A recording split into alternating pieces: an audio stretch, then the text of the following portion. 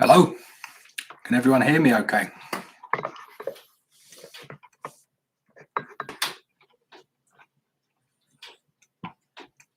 So I can see some comments there. If someone can just say they can hear me, then I can get on, make a start. I'm a little bit early.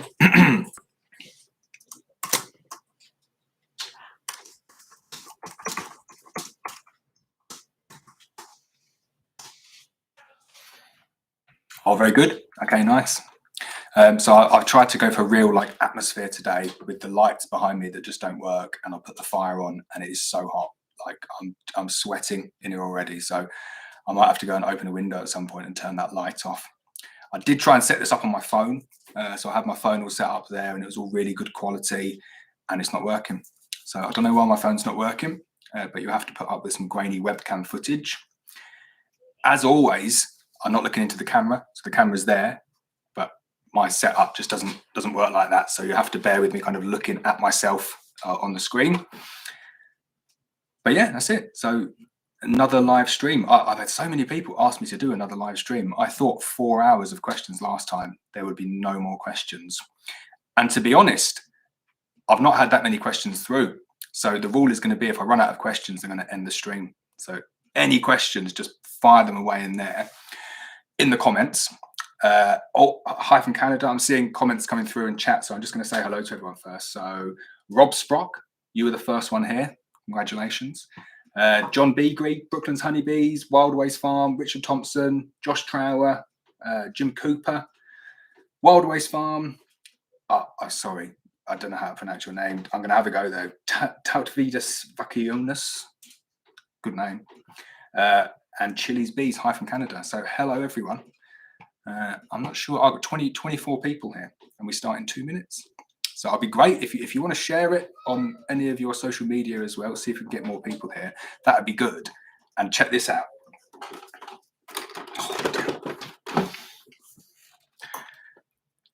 So that is a pumpkin, in case you didn't know. And with that pumpkin, you could win a Thorn Empire smoker. So I'm going to wait for more people to come, obviously. But I will tell you what that's about. So I weighed that pumpkin before, went out pumpkin picking yesterday, and I've weighed that pumpkin so it's like I nearly told you how much it weighed then. So you need to guess the weight of the pumpkin, and the closest person, I'm with one caveat that it is UK mainland only. I'm so sorry to everyone else, but it's just sending stuff outside the UK is impossible at the moment. But yeah, the closest one on this stream at the end of tonight, and we will cut off by kind of midnight at the latest. There's no way we're going to get to midnight again, but midnight at the latest, and I will pick a winner. So the closest person to that pumpkin size. So I'll bring it up at various points throughout, just for new people who are joining the stream and telling people about it. So you're probably going to hear about that loads. So I'll bring it up again. So so it's going to be in grams. So I know we're in a new world of Brexit, but I don't do imperial weights apart from when I'm selling honey. I guess it's weird. We do kind of a bit of a mixture in the UK, don't we? So it's in grams, no decimal places. So you just need to guess kind of in grams how big this pumpkin is. That'll give you a clue. That's big pumpkin. And you can win this smoker. So Thorn Beekeeping. I always call them Thorns. Does anyone else do that? Thorns Beekeeping. It's not. I got told off by the director there. She said it's not Thorns. Thorn Beekeeping. She gave me the smoker. I've done a video on this recently, and it is absolutely quality smoker. Obviously, I have to say that, don't I? But genuinely is a good smoker. I know people get funny with the reviews. I'd never say anything was good if I didn't think it was good. But you can win that smoker. So just from watching this stream, it's about 70 quid, that smoker. It's a pretty expensive smoker. Comes with like the cage inside. People who are channel members, you'd have seen this because I have done the video on it already. Just try and get the cage out. Got like a cage inside as well, like the Rouch Boy. Really good smoker there. So yeah, so I see Peter Sab's had to go already. 11 kilograms 500. So I'm not going to give it away. So yeah, anybody who's doing it in pounds, don't do it in pounds because I'm not going to be able to convert it quick enough. So convert it yourself to grams. See what Jim Cooper's done there. Spot on. Do it in grams like that because I've got a number written down here. And I'll do it. Yeah. So there we go. Right. So my question: how is your pumpkin? Yeah, that is the question. Right. I'm just looking through some of the posts as well, just to make sure I've not missed anything. But we will start. Right, first question. This is getting us going. Larry Tellman, what happened to the hive with the queen with the broken leg? Right, we're going to answer that one first. If I miss your question on here and you think I've gone past it, then just put it on the chat again and I'll get it. So Jim got a question there. I'll answer that as well. Right, let's go back. I'll start answering questions then. So I've only got about 6 questions that have come in. So do ask me questions on the chat and I will answer them. And just as per the last video stream, feel free to ask me stuff that's nothing to do with bees. It's always good fun. Right, what happened to the hive with the queen with the broken leg? So you might think you're not going to tell us this because you're going to give away your next video. And the fact is, I got really annoyed and I didn't video the next video. It's the first time I've got to an apiary and thought, oh, bloody hell, really annoyed. So I went back there the day after that video. And for anybody who's not seen that video, have a watch because it's interesting. But I effectively left a colony with a broken leg with a queen in the cage for 3 weeks that was being robbed. And I tried to move them to somewhere else within the apiary and I'll give it away. I went back there the next day and they'd gone and the queen was dead. So they'd absconded because they just could not handle that intense level of robbing. And the queen was dead in the cage. So I told you I'll always give you the videos of when stuff goes wrong as well. And that kind of sequence of videos couldn't have gone more wrong, just constantly going wrong the whole time. You may have seen a paw come in the video over there. It's my dog. He'll definitely make an appearance later on. He is a very lazy dog. So yeah, it's a rubbish end to that story about the queen with the broken leg, because what I thought would happen is that they were going to accept her. And I think without the robbing, they would have accepted her, because a queen with a broken leg, why wouldn't they accept her? Because they'll just use her for a bit and then supersede her. And I genuinely thought it'd be a really interesting video to see how long it would take them to supersede her. And my guess would have been kind of either late this year, so around now, and I wouldn't have noticed, or early next year. But I thought that would have been a good video, but they didn't. She didn't even make it out of the cage. It's a bit rubbish. Right, so yeah, 44 people watching. Guess how big the pumpkin is, and you can win a prize. But I'm not going to do that again for at least 45 minutes. Right, I'm going to try and do the videos in orders. Right, Jim Cooper. So this is James Anderson. Jim Anderton. I forget how you say it. He asked a very similar question. It is Jim, isn't it? Have you done a video of your method of cleaning up your extraction equipment yet? So no. And the reason I'm holding back on doing any more videos in the honey extraction room is I have run out of space, completely run out of space in there. I bought a wax capping spinner. That's massive. I bought another 200-litre creamer. So now the tanks that I've got in there, I've got a 200-litre creamer, a 200-litre tank, a 100-litre creamer, a 100-litre tank, a full uncapping kind of frame extractor thing, my extractor, a honey loosener, 2 bottling machines in a like 4 metre by 3.5 metre log cabin. So you just can't move in there. So every time I think, oh, I'm going to go and do a video in there, it just becomes too big a job. So we're looking to move and we're trying to buy a farm and we just can't find a farm anywhere.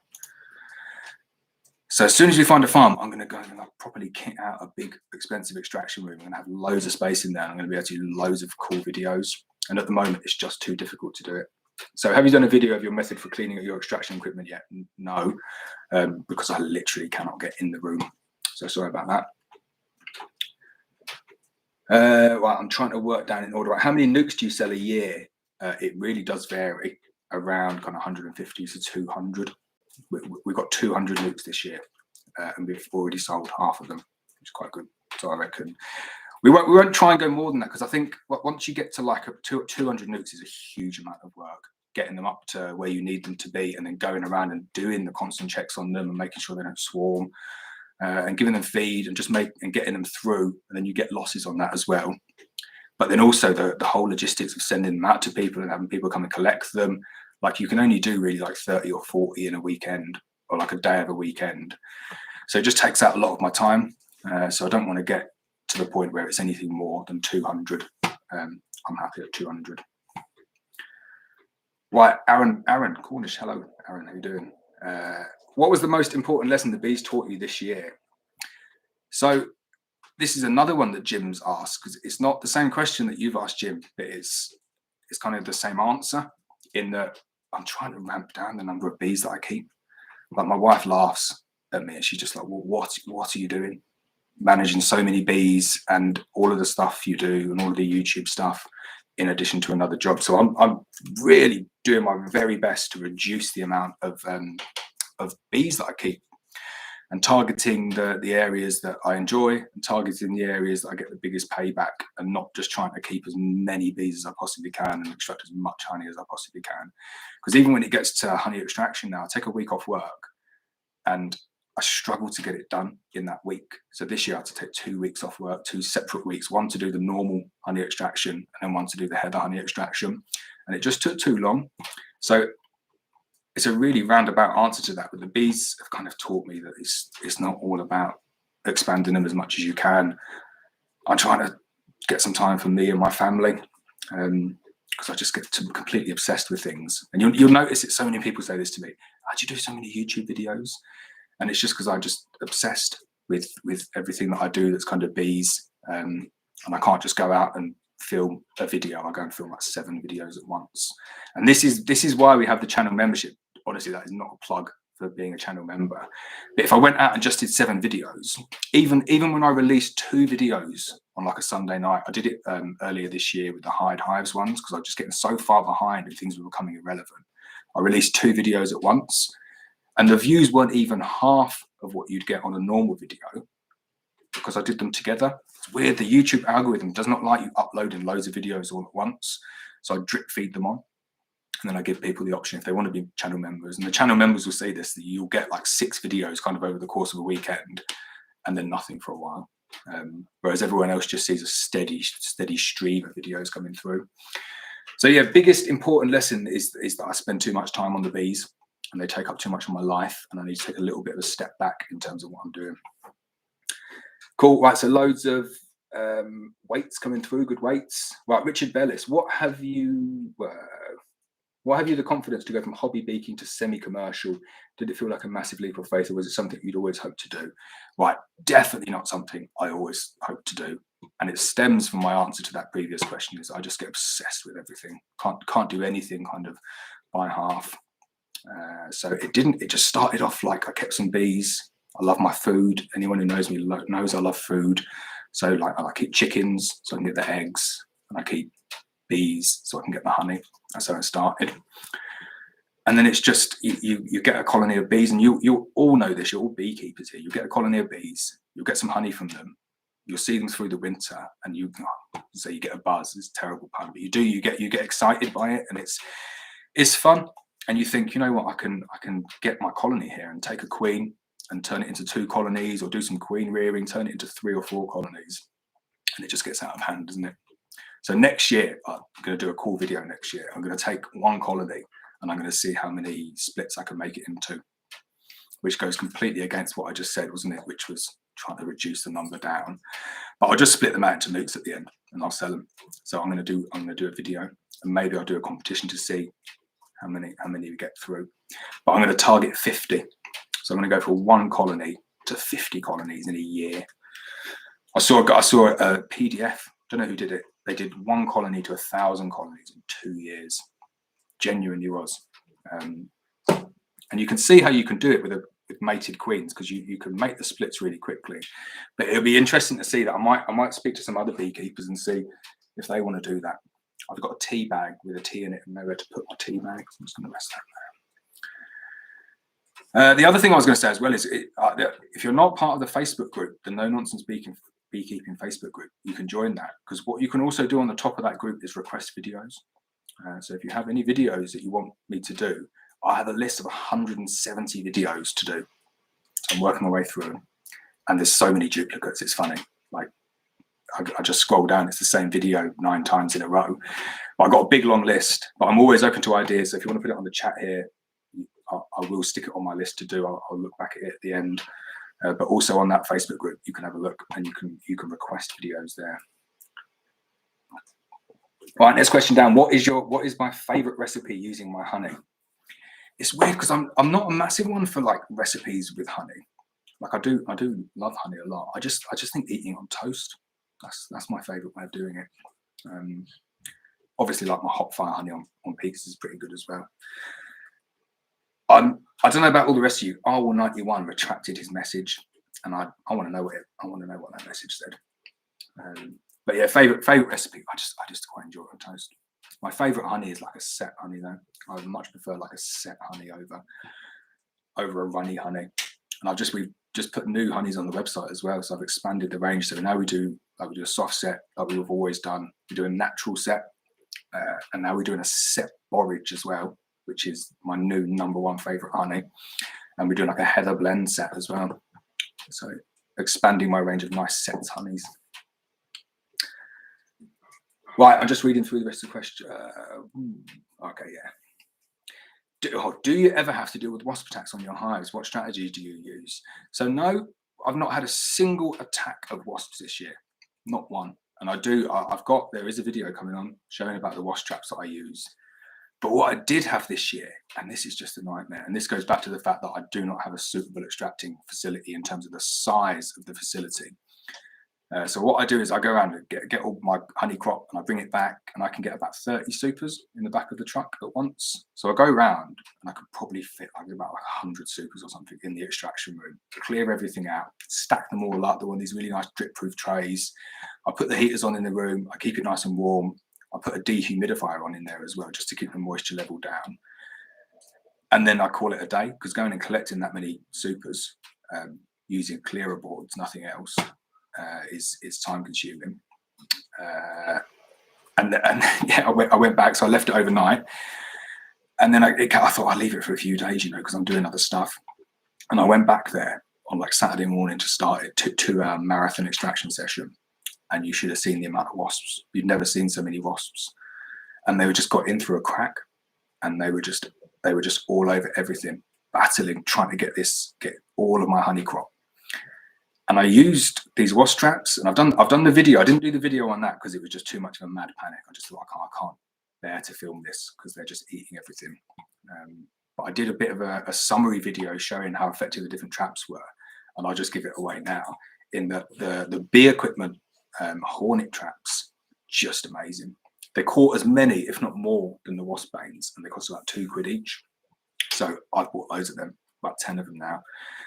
And I just put them, they're just in the back of my truck, and I'll keep kind of like a few soda bottle things in there, like a jar of jam. And then you've just got like an instant perfect wasp killing method. So all I would do if you do have a beehive that is under attack from wasps or a nuke is just keep one of those in the back of the truck, and then move the nuke, take the nuke, close it up, put it somewhere else. You can just close the nuke up. There'll be wasps in there. Don't worry about that. Close it up, take it somewhere else, and just replace it with a wasp trap. And you'll catch thousands and thousands of wasps. It works really, really well. I caught so many. Like I had to empty a bottle. I'd gone all the way up to the top of the bottle that they were just going in and getting out again, full to the brim with wasps. Need to get a bigger hut. Yeah. When do I feed fondant? It's interesting that when do I feed fondant, because normally I don't even think about topping up colonies with fondant until I get to like after I've done apibioxal treatment, early December.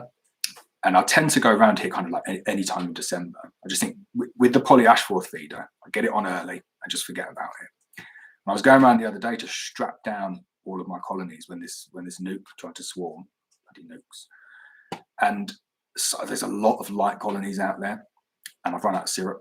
So a lot of them are going into winter a lot lighter than I would normally like them to go into winter. And it's good, they're big, strong colonies, but I'm going to go around kind of back end of November before I do any oxalic vaping and stick a big slab of fondant on loads of them just to keep them through. So I'll go 6 kilograms on pretty much every hive, just as a bit of insurance. Peter said, I'm going to start beekeeping next year. Is there a time of year I could go on holiday, bearing in mind I will only have a couple of hives at most? Yeah, you go on holiday. It's just like you run the risk, don't you, of losing the swarm. I would say best time of year to go on holiday is go somewhere nice in like January or February. That's the best time to go away. If you can get away, go to like Costa Rica or Mexico, somewhere nice at that time of year. But realistically, though, if you're going to go like into Europe, just go in April. April's nice in Europe. As soon as you get into like back end of April, May, June, July, they're going to swarm. Like they can swarm any of those times. But September's nice as well. I say to my wife, we're going to go away. We'll go away in April or September, and if some of them swarm, then just can't do much about it. Right, John, do you ever get part-time staff to help manage operation? I do, yeah. So I have 2 nephews that do loads of work. They're well and truly in the background, and they're well and truly too young to work. They're not really. He's like 12, 13. And he's good. They're both really keen to kind of get more on the bees, but I'm really reluctant to let them out onto the bees just yet, because he's a little bit scared when he gets like a bee or a wasp around him. If you're in like the honey extraction room and there's like a bee, he's like, oh, there's a bee, and I really don't want him to get stung badly, and then for it to put him off permanently. So I do get a bit of help. And I've said this before, when we move house and we have like a proper full setup and a farm and all that good stuff, then I'll employ someone. I'll probably employ someone full time to be like a beekeeper / bee farmer / go and do markets and all that good stuff. So if you're in the Northwest and you want a job, give me a shout. Right, Paul Chase, demo split. I like the technical bee questions coming in now. You put me on the spot. The videos, I'm so well prepared, and I'll go and Google it first and pretend that I know what I'm talking about. But you'll see the real answers now. Right, demo split. You put the original brood box on top, and then use as a super. What about the previous year's varroa mite treatment in our super frames? Really good point. So you need to be careful, and you can't do it that way. So Apivar's got a 3-year cycle on it. So anything that's had Apivar strips in it, you can't use as a super for the next 3 years. So you just need to have some sort of system to mark it. So what we do is we go with a spray can. Anytime you put Apivar in anything, you spray it, give it like a touch of like blue or orange paint. You'll see some little dabs of orange paint on some of the boxes. And then you can't use that. And we just say you can't use it until you melt down the frames and put new foundation in. It's a bit of a pain, but it's just the way that Apivar works. Is that it contaminates the wax, and they say you can't use it for supers. Annoying. Wildways Farm. How many times do you get stung per inspection? Now this is going to sound like the biggest plug for BBware. And if BBware are watching, they'll love this. But well, I say they'll love it. They might not love it actually. Their original suits. You know the classic BBware suits. I used to get stung through them quite a bit, and I used to get stung a lot on my wrists. Like really badly on my wrists, like to the point that you'd count them at the end, and I like some of my bees are horrible bees, and you get like 200 stings in a session, like kind of like a 6-hour session, and your arms would swell up, not like bad, like allergic swelling up, but like swelling up as in like that's too many stings. And then I moved over to the ultra suit, and I still used to get stings through like on my wrists. Because the way the ultra suit's designed, they cut it down to, you can't really see that very well, they cut it down to about there, and then they got like this fabric bit here. So I used to still get stung through the fabric bit, and I said, this is really annoying, because I bought the ultra suit, and like they cannot get through the ultra fabric. It's just amazing. But that little bit just drove me mad. So I bought another one, and I got a custom fit. And I say this to everyone now, if you're going to buy an ultra suit, get them to custom fit it, and I get it like down to like here in ultra fabric, and then like a tiny, like an inch of normal fabric. And you'll see my suit look like a Michelin man, like it's way oversized. But since I've done that, I have not taken a single sting through the suit. I get stung in the face all the time when I'm doing stupid YouTube videos. But apart from that, no, I don't get stung through it. So it's pretty good. What's my other job? I'm a project manager in the construction industry. Really is fantastic. What was your favorite year for honey production and why? 2018, pretty good. It was weird. 2018 was good, but the heather wasn't like amazing. This year has been by far and away my best year at the heather. And it's properly weird because it did not feel like it was going to be good. And I know with the heather, you don't need 6 weeks of good weather and wet ground at the heather to get a good crop. You need like a week. You need a week of perfect conditions and you'll get a really good crop. And that's what we got this year. So we averaged about £60 per colony at the heather at the good site. The other site didn't do quite as well, about £45. But to get £60 of heather, like per colony, and having like 20 colonies up there was pretty good. We harvested about £1,500 of heather. And I know I jump in between metric and imperial, but I was really happy with that. But 2018 was the easiest beekeeping year just in general, not just from honey production, because it just didn't rain. And in Wales, it's weird because in the south, like I think when it doesn't rain in the south, you do struggle a little bit with like nectar yielding plants. And I see all the bee farmers saying that they're praying for rain. And I'm like, what are you doing? Praying for rain? Like, and then it comes and it rains for like a week and they're all happy. And then it goes back to full honey production for them. And then we're just like kind of jumping around in puddles for the rest of the year. But we do really well up here when it doesn't rain. And 2018, it just didn't rain. You get loads of honey and all your queens get mated. And it was just the best year ever. Yeah. Right, let's have a look. So yeah, hi from Devon. Yeah, I'm project manager. I get asked that a lot. Do I watch other beekeepers YouTubers? If yes, what can you recommend? Right, Ian Stepler got 3 million views last month. 3 million views. So he's definitely doing something right. I do watch him. I don't watch a huge amount of YouTube, but I like Ian Stepler. I like Cayman Reynolds. I like Bob Binney. I like. I'm just scrolling up to make sure I get his name right. He'll know what I'm talking about. Where's he gone? His name's Andy. Brooklyn's Honeybees. Definitely like him. What I was going to do as well today, I just couldn't get the software to work, was I got a new intro. Channel members will see this. I've got a new intro. And it was interesting. I saw your video pop up today, Andy, saying about your new intro. And I thought, oh, everyone's getting new intros. This is cool. I liked your intro. It's very good. But yeah, so if I had to say a favourite, I would say Ian Stepler. I do think he's good, and I like his approach to beekeeping, and I like the fact that he doesn't take himself too seriously. So yeah, he's definitely my favourite. Right, 2 questions there. Have you ever got making mead with your honey? So yeah, I have made mead with my honey. I've made cider as well, if it's even still called that, which is like apple juice mixed with honey. I used to really enjoy home brewing. But I haven't got any time to do that anymore. And what I did find with the mead is it took so much longer.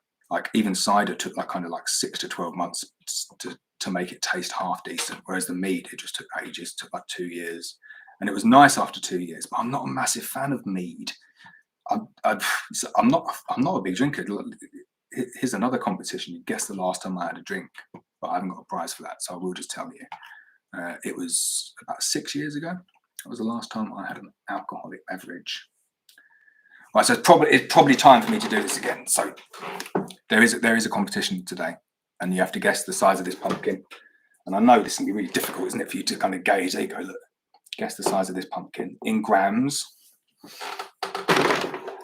and you can win this Thorn smoker, brand new, never been used, provided by I called them Thorns again, Thorn smoker.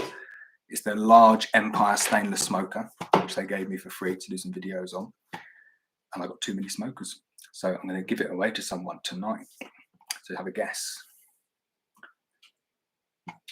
Have you thought about doing a no-nonsense beekeeping introduction date? So I was speaking to before I came out here today, I had my dinner and I took my dog for a walk. And I was speaking to my wife saying, when we get a house, we need to make sure we've got enough space to do like introduction days or like taster days for people, because I can't believe the amount of people that want to do that. So yeah, we would definitely do it. I can't do it in my back garden at the moment because there's just not enough space. Although you all would get a very nice pizza to finish it off. So I would do it a little bit different. I think I would do it as a kind of introduction to beekeeping / I'm going to cook you some pizzas day. My little personal spin on beekeeping introduction. Right, next one down. Well, have you got a video on how to make soft set honey? So I did one on the dice method, but I'm going to reshoot a video on making soft set honey when I get my new honey room, or I have a really good, like, I move stuff out because there's just not enough space in there to do it. But I've moved away from the dice method now. And I know people, it's not that it's not a good method, it's just it's a little bit unreliable, I find, and you need really good temperature control to get it to work well. So if anyone doesn't know, the dice method is you effectively take 10% seed honey. You can get that seed honey from anywhere, and then you heat your honey up until it dissolves all of the crystals, which is kind of like 45 degrees is what we roughly go for. And then you stir in the dice honey, and then you just keep on stirring it over like a few days and a few weeks. And you can use a drill, you can do anyway. And it works, but sometimes it doesn't work. Sometimes it goes a bit grainy. And I'm really not a massive fan. When soft set honey goes grainy, I'm not a fan of it. So I like soft set to be perfectly smooth. So the way I do soft set honey now is we've got a guy probably about 10 miles away from here. He's got about 40 or 50 acres of oilseed rape. So I take some bees there now, and I'm going to do some videos there next year. I've got to clear it with him first because he's a little bit funny with access and stuff like that. But all we do with that is we just take the crop off, put it in the creamer, push the button on the creamer, and that's it. Soft set honey done. And it is the best way of doing soft set, just using pure oilseed rape honey. Really, really good. So that's what I would recommend. How have your Gelanta colonies, or Yolanta, I got told off because they call it Gelanta, it's Yolanta, colonies done compared to your Buckfast this year? They're pretty similar. There's not, I'm really bad with records, but kind of just anecdotally pretty similar. The main difference on the website this year when you're buying queens between those two is that the Yolanta is UK mated, which some people are dead keen on, and the Buckfast is not. It's imported from the EU, which some people don't mind about, and they're a lot cheaper. Next year, I'm going to do some UK mated queens. God knows how many I'll be able to do, but I've just bought 70 mating nukes, so I reckon there'll be a couple of hundred available. And I've got my little 8-frame Hives one as well, so there will be some UK mated Buckfast available as well, in addition to the Yolanta ones, and they're from a very, very good breeder queen. So watch this space. Richard Bellis, in a couple of your videos, you mentioned a controversial method of clearing your supers. Can you give us a hint of what that method is? I can. I used a petrol blower, like an air blower, to blow them out, and it is what I use. That is how I clear my supers, and it works fine. But I made the very foolish choice to send that one out to all of the Facebook groups, which I'm sure you're all members of, and it must really annoy you when I do promote the occasional video on there, because you'll just see it pop up like 40 times in your feeds. I got a huge amount of abuse, and I started off trying to defend the video, and then it's bad. You know, you can see how like online abuse is born on social media, because on some pages no one said anything, and then on other pages one person would say something, and then that's it. Everyone gets a license to jump in and say it. So I deleted that video for a while. It is actually back on the channel, I think, now. So if you Google kind of like clearing supers on the channel, you can see the video that caused so much controversy, which was me blowing them out with a super. So blowing them out with like a petrol blower out of the super, and then showing how they all get back into the hive afterwards, which I thought was pretty non-controversial, but people did not like that method. Which everyone's entitled to their opinion on. I wasn't trying to say to people, "Oh, you're wrong, I know best." It was just like this is the way that I do it, and I tried to give the rounded view to show the bees all going back, showing that there was no leftover nurse bees on the floor. But yeah, they didn't like that. I see John's doing me a fine favour here of answering some questions for me. Thank you. So, do you insulate your hives for winter? Except having the poly ashworth feeder on the whole time, and that they're poly hives anyway, I don't do any other insulation in there. But if you were on a wooden hive, I would definitely put some top insulation in there. There's a video on the channel talking about top insulation. There's a couple of videos at the moment I've done on that. I do think it's the most important thing. The single most important thing you can do for your colonies is get some top insulation on them, whether they're on poly or wood. If you don't want to go and buy a poly ashworth feeder, that's fine. but for the sake of a kind of 45 centimetre by 45 centimetre piece of Celotex that you can definitely get for free in a skip, it's like a great upgrade, and your bees will be very happy that you've done it. Is it worth wrapping hives with insulation for winter? I live in mid-Devon. I have 4 hives, 3 in poly hives, 1 in a double BS honey nuke. Make sure you help in videos. No problem.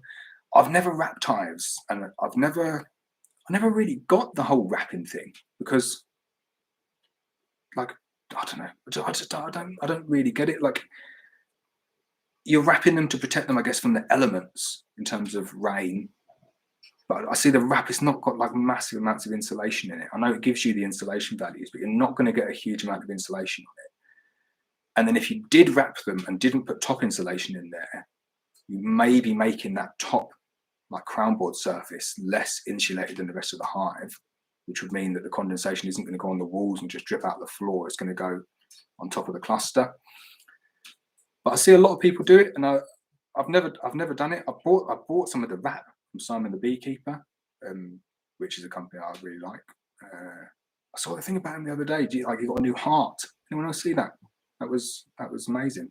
So he was gonna die, or none of his family had lived past 50, and then he identified it, and then he got a new heart, which I thought was quite moving. But everything I've had from them has been pretty good. So I do have kind of some wrap here, but then I went to go and do a video, and I kind of thought, what am I doing? I'm just doing a video on wrapping them. What am I going to say? Because I'm not. Why am I doing it? So I didn't do it. If you wrap your hives, I know Adam, who I speak to quite a bit, who's going to help me reach out to some of the younger crowd. You wrap yours, don't you? Because you said that on one of the comments. So maybe we could have a chat about wrapping hives. But it's not something that I do, because poly hives are waterproof, so they're fine in terms of insulation on the sides. They're fine in terms of water ingress on the sides. So I don't see any need. And I'm all for doing stuff, as you know, with no nonsense beekeeping, doing it just as easy as it can possibly be. Julian saying use a Sentinel Pro 2 from Castle Farm Hives. Never been stung wearing it. I've heard a lot of people say good things about that suit, actually. You say you have some horrible bees. Do you find that they produce more than your gentle bees? Definitely. Horrible bees are good, and that's the only reason they get kept. If they were horrible bees and they didn't produce any honey, they would be getting squished straight away, without a shout.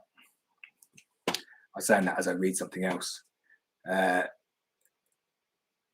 So yeah, I think they do produce more. He got 3 million views, but was his honey better? You'll never ever hear me kind of say anything bad about anybody else's honey, because I'm quite a nice person, believe it or not. But I do think, like, we've got a much bigger battle in the UK and across the world, trying to fight each other for people who produce good honey, because you see it on their videos and they've got bees and they've got extraction rooms, versus people importing 1,000 tons of syrup across the world in a tanker and then selling it at Lidl for 50p a pound, using back into Imperial again. So no, I think he's got very nice honey, as do all of the other beekeepers in the UK. Say this to everyone all the time. I said, whenever I speak to people about honey, I say, this isn't a case of just buy my honey. Just, if you're going to buy honey, buy it from local beekeepers. Always the way. Barnyard bees do some videos. Yeah, they do. I like barnyard bees as well. And again, it's kind of like simple, no nonsense. It's good. No mention for Richard Knoll. No, a lot of time for Richard as well. I think he's very good at what he does. Very good queen rearer and breeder as well. Mark's asking, where am I from? You definitely don't have a Welsh accent, more southern to me. Construction manager, hey, I'm a scaffolder myself, right? If you're a scaffolder, you'll be proper fit. All scaffolders are like the fittest people in the world. And no, yeah, we did this one last time on the stream. You can have a guess. What do you think? It's not Welsh. I'm not Welsh. Brendan McCormack, I watched you extracting heather honey and you use the loosener. Does it destroy the frames? So no, that loosener is amazing. Works so well. And the whole reason that I use it is so it doesn't destroy the frames. And I'm lucky with kind of the beekeeping business, because I don't need to look at it like, if I was paying, if the beekeeping business was my only job, I don't think I'd have a heather loosener now. And I don't think I'd have half the honey extraction equipment I do have, because I don't need to take any wages out of the business. So any money that kind of I earn through YouTube and through selling honey and selling nukes and stuff, I buy shiny new equipment. And I speak to bee farmers, and they laugh some of the time. They kind of think, well, why are you buying a £5,000 heather loosener to extract like what, £1,000 worth of heather honey?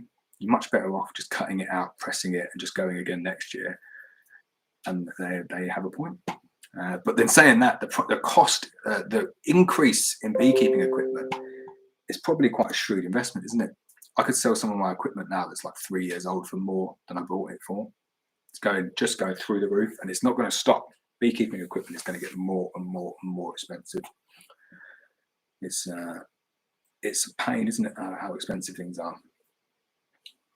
Aaron manning the pizza oven, definitely. I've seen this man. He is like a master baker. So yeah, Aaron is on the pizza oven for any beekeeping introduction days. What would I do with a weak hive now? Oh, it is difficult to know with a weak hive now. I think like this, what can you do?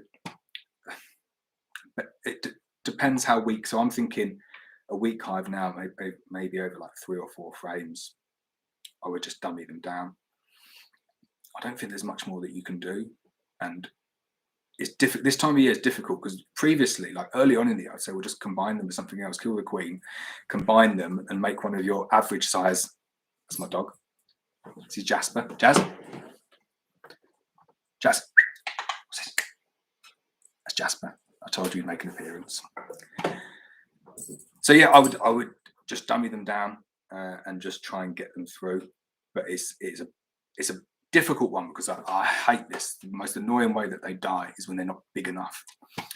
And you see it because you kind of go and check on them and you see like, oh, it's a really small cluster. And then you go back and it's just a really small dead cluster and they just can't generate the heat to keep them through. And that does happen when the queens aren't mated properly. So if you've got any queen mating issues, you will end up with that as well. But yeah, that's the best thing you can do is dummy them down and just try and concentrate on the good colonies, because you can split those colonies out and make as many as you want going forward, as long as you've got a few colonies. Yeah, pumpkin guesses in grams. Oh, John, you're moderator on the Facebook group. You're moderating the chat very well, so thank you. Well, what is your personal experience opinion about amatraz? I don't know the other ones. I know fluvialale. That's for like fleas, isn't it? I've not used the bottom two. I've heard of fluvinet. That's like for like sheep. Don't know. But personal experience with amatraz is very good. I've not had any issues with amatraz, other than you need to be on top of it in terms of monitoring what frames it's been in contact with. But it is effective. It is such an effective treatment for us. There's no signs of any resistance. And again, that's anecdotally. That's not me doing any testing. Don't have any time to do testing. But all I know is that I use amatraz. I get the bees into the spring, and I don't have any issues with varroa. No holes in the cappings. No deformed wing virus. No issues with them growing and expanding. So I don't have any issues with it whatsoever. Now, whether that's going to change in the future, I don't know. I'd suspect that if you used it year after year after year, you would get issues with it.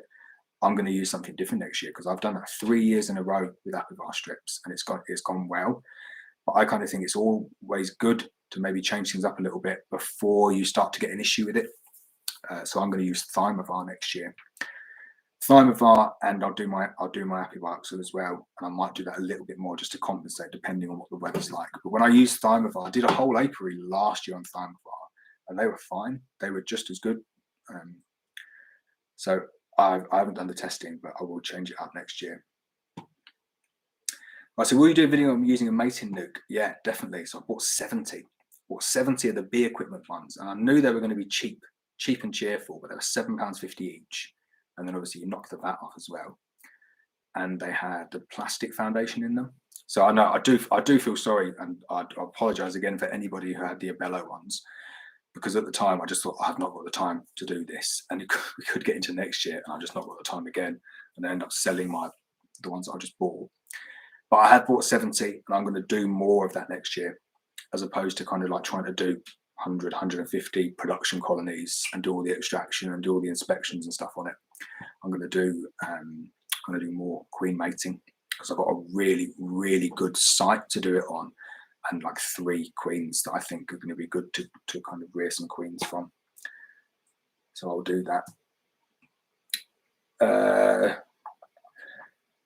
I've got a problem with 3 hives. 2 of them superseded a few weeks back. The other had a newly mated queen. All 3 have no brood or eggs. Tried a frame of eggs in each, but none drew queen cells. Any advice, please? If they're not drawing queen cells, then just leave them. It's like I've not been into my bees apart from the YouTube videos. I've not been into a single colony since August, middle of August, when I took out all of the honey and I put my apple strips in. I've not gone into them because I did a clean sweep of all of them. They all had queens. They were all fine. And I think when you get a few colonies, you can just kind of say, just leave them to it. So I've probably had some supersede as well. I've probably had some supersede that aren't going to make it through. But if you think they've superseded and then they're not taking a new kind of frame of eggs to do anything with, then what can you do? Like you've got 2 options there. Either you've got a successfully mated queen in there, or you've got a virgin running around that might go out and mate. And looking at the temperature, highly unlikely. But are you gonna go through all of the frames and try and find a virgin kind of at this time of year? And if you do find a virgin, what are you going to do? So it's a difficult one, because my advice, if it was me, I wouldn't do anything. I'd just leave them to it, and I wouldn't even know that I had that issue, because I'd say kind of not sure what's going on. Will the new queens be from your F0? Yeah. So that's what I'm going to run kind of 90% of those queens from, is that F0 artificially inseminated queen that I've got. And it's a really good queen. And again, channel members will see what the temperament of that colony is like now, kind of 6 or 7 weeks after the new queen went in there. And I've seen how much honey they can produce. So they will be true UK mated F1 queens, and they'll be very limited. Oh, Louise saying the queen is going great guns. That's good to hear. So when you weigh your hives, do you have a recommended weight of stores to overwinter? So again, this is a video that's sitting there on the channel ready to come out. And I do apologize to people, because it might seem that my videos are like a little bit late, because I do that kind of, I just got to try and squeeze it into my life. I can't do like a video every week. And I tell you what, if you like get me to the point where I'm getting 3 million views a month, I'll definitely give up my job and do a video every day. And I'll just kind of like flood you with videos all the time. But that video is on the channel, and it does talk about target weights for different colonies.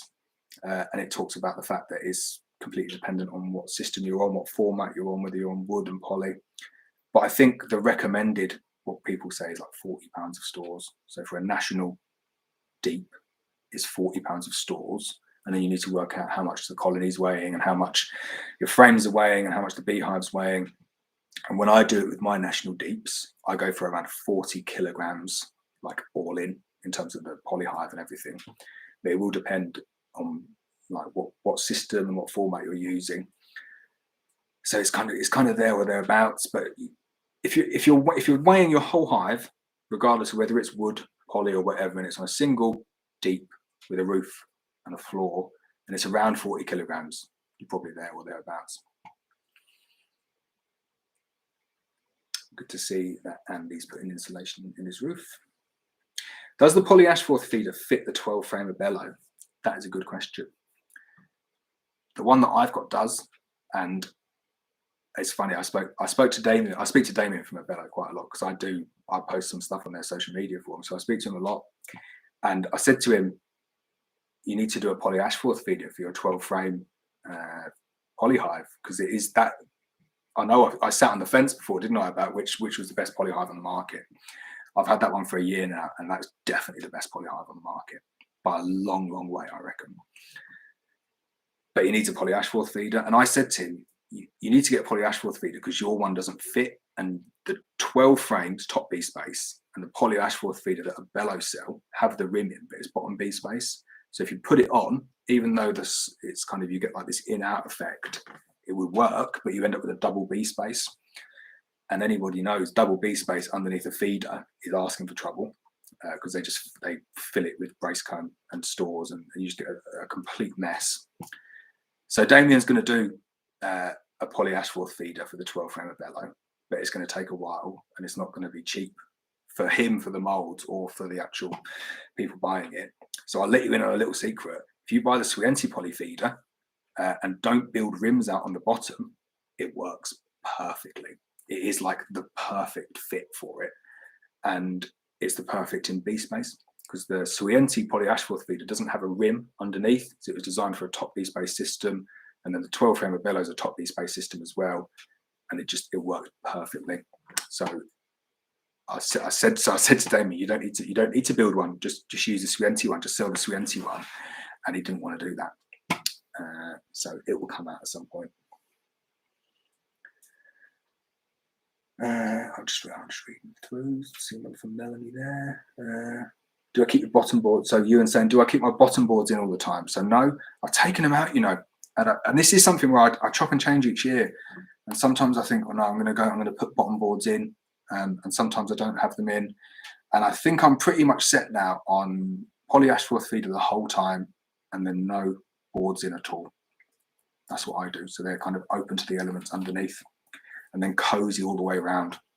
So no, I don't keep them in at all, ever. I just reading through the comments, and it jumps down a bit. Where are we now? Wow, there's lots of comments on there. I'm just reading Andy. I like the fact that he names all of his queens. It's great. Brenda, amazing name. Basildon, no, it's a little bit further south than Basildon. Julian saying, the amount of time and money I spend on my 20 colonies will probably equate to a salary of £2 per hour, but I love my hobby. Would your rate be above the minimum wage? It's interesting, because if you, like, the first year, would it be above the minimum wage? No, it would be massively negative number. The second year, the same. The third year, the same. The fourth year, the same. I don't think I've broken even yet in terms of beekeeping investment. But the turnover is pretty good. Good turnover. So it's promising. And this is why I still have a full-time job. But yeah, like I say, I do. It's heading in the right direction. Richard thinks I'm from Leicester. Well, you know what? Anybody who watched the previous chat would hope that I'm not from Leicester after Arsenal's mighty performance today. So I am a die-hard Arsenal fan, and we are so rubbish, but we're actually pretty good. Last few games were not too bad. So I won't bore you with any more football talk. Although I see someone on here, Peter, is a Chelsea fan. Definitely going to win the league. Right, Jim, do you ever attend the bee shows? If so, what's your favourite? If not, why? So I've never been to a bee show, not once, and I will go to some. Inevitably, will go to some in the future. But my question, and I've said this to a few people recently, is why are they all in the south? Why are they all in the south? They're all in the south. There's nothing kind of north of Coventry, I don't think, is there?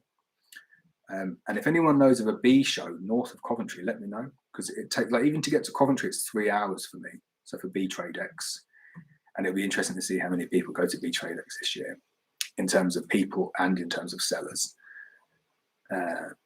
But from speaking to people, I think Bee Trade X is probably people's favourite show.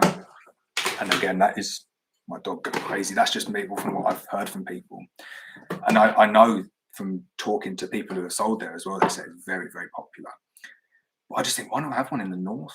Why not have one kind of Manchester or Liverpool way, or like central in the north? Like, I don't know, because I think a lot of people don't go to the shows because it's a little bit too far. Like, I'm not going to travel down to Cornwall or somewhere or Sandown Park to go to a show. But I'd really like to go to a show. So if I do, I'll let you know. And I'd love to kind of just go down and just talk to people about bees, because it is good fun. So I will do. I will go to. I'll make this commitment. I'll go to a beekeeping show next year. Don't know which one though. Probably the most furthest north. Right. Do you do the Bbka module exams? No, I've never done any of them. But I do quite like. I like exams. Like I quite enjoy learning stuff. The Bbka gets a bad rap, doesn't it? Like, you hear so many people on it. Like, I'll let you into a little secret. I recently rejoined the beekeeping forum after quitting, because of getting bullied. I wasn't getting bullied. I was just getting fed up with people being arseholes. But I rejoined it again recently, and I do read the beekeeping forum a lot, because I think it's a really good kind of useful place for people to share information. And I think the vast majority of the information on there is really, really good.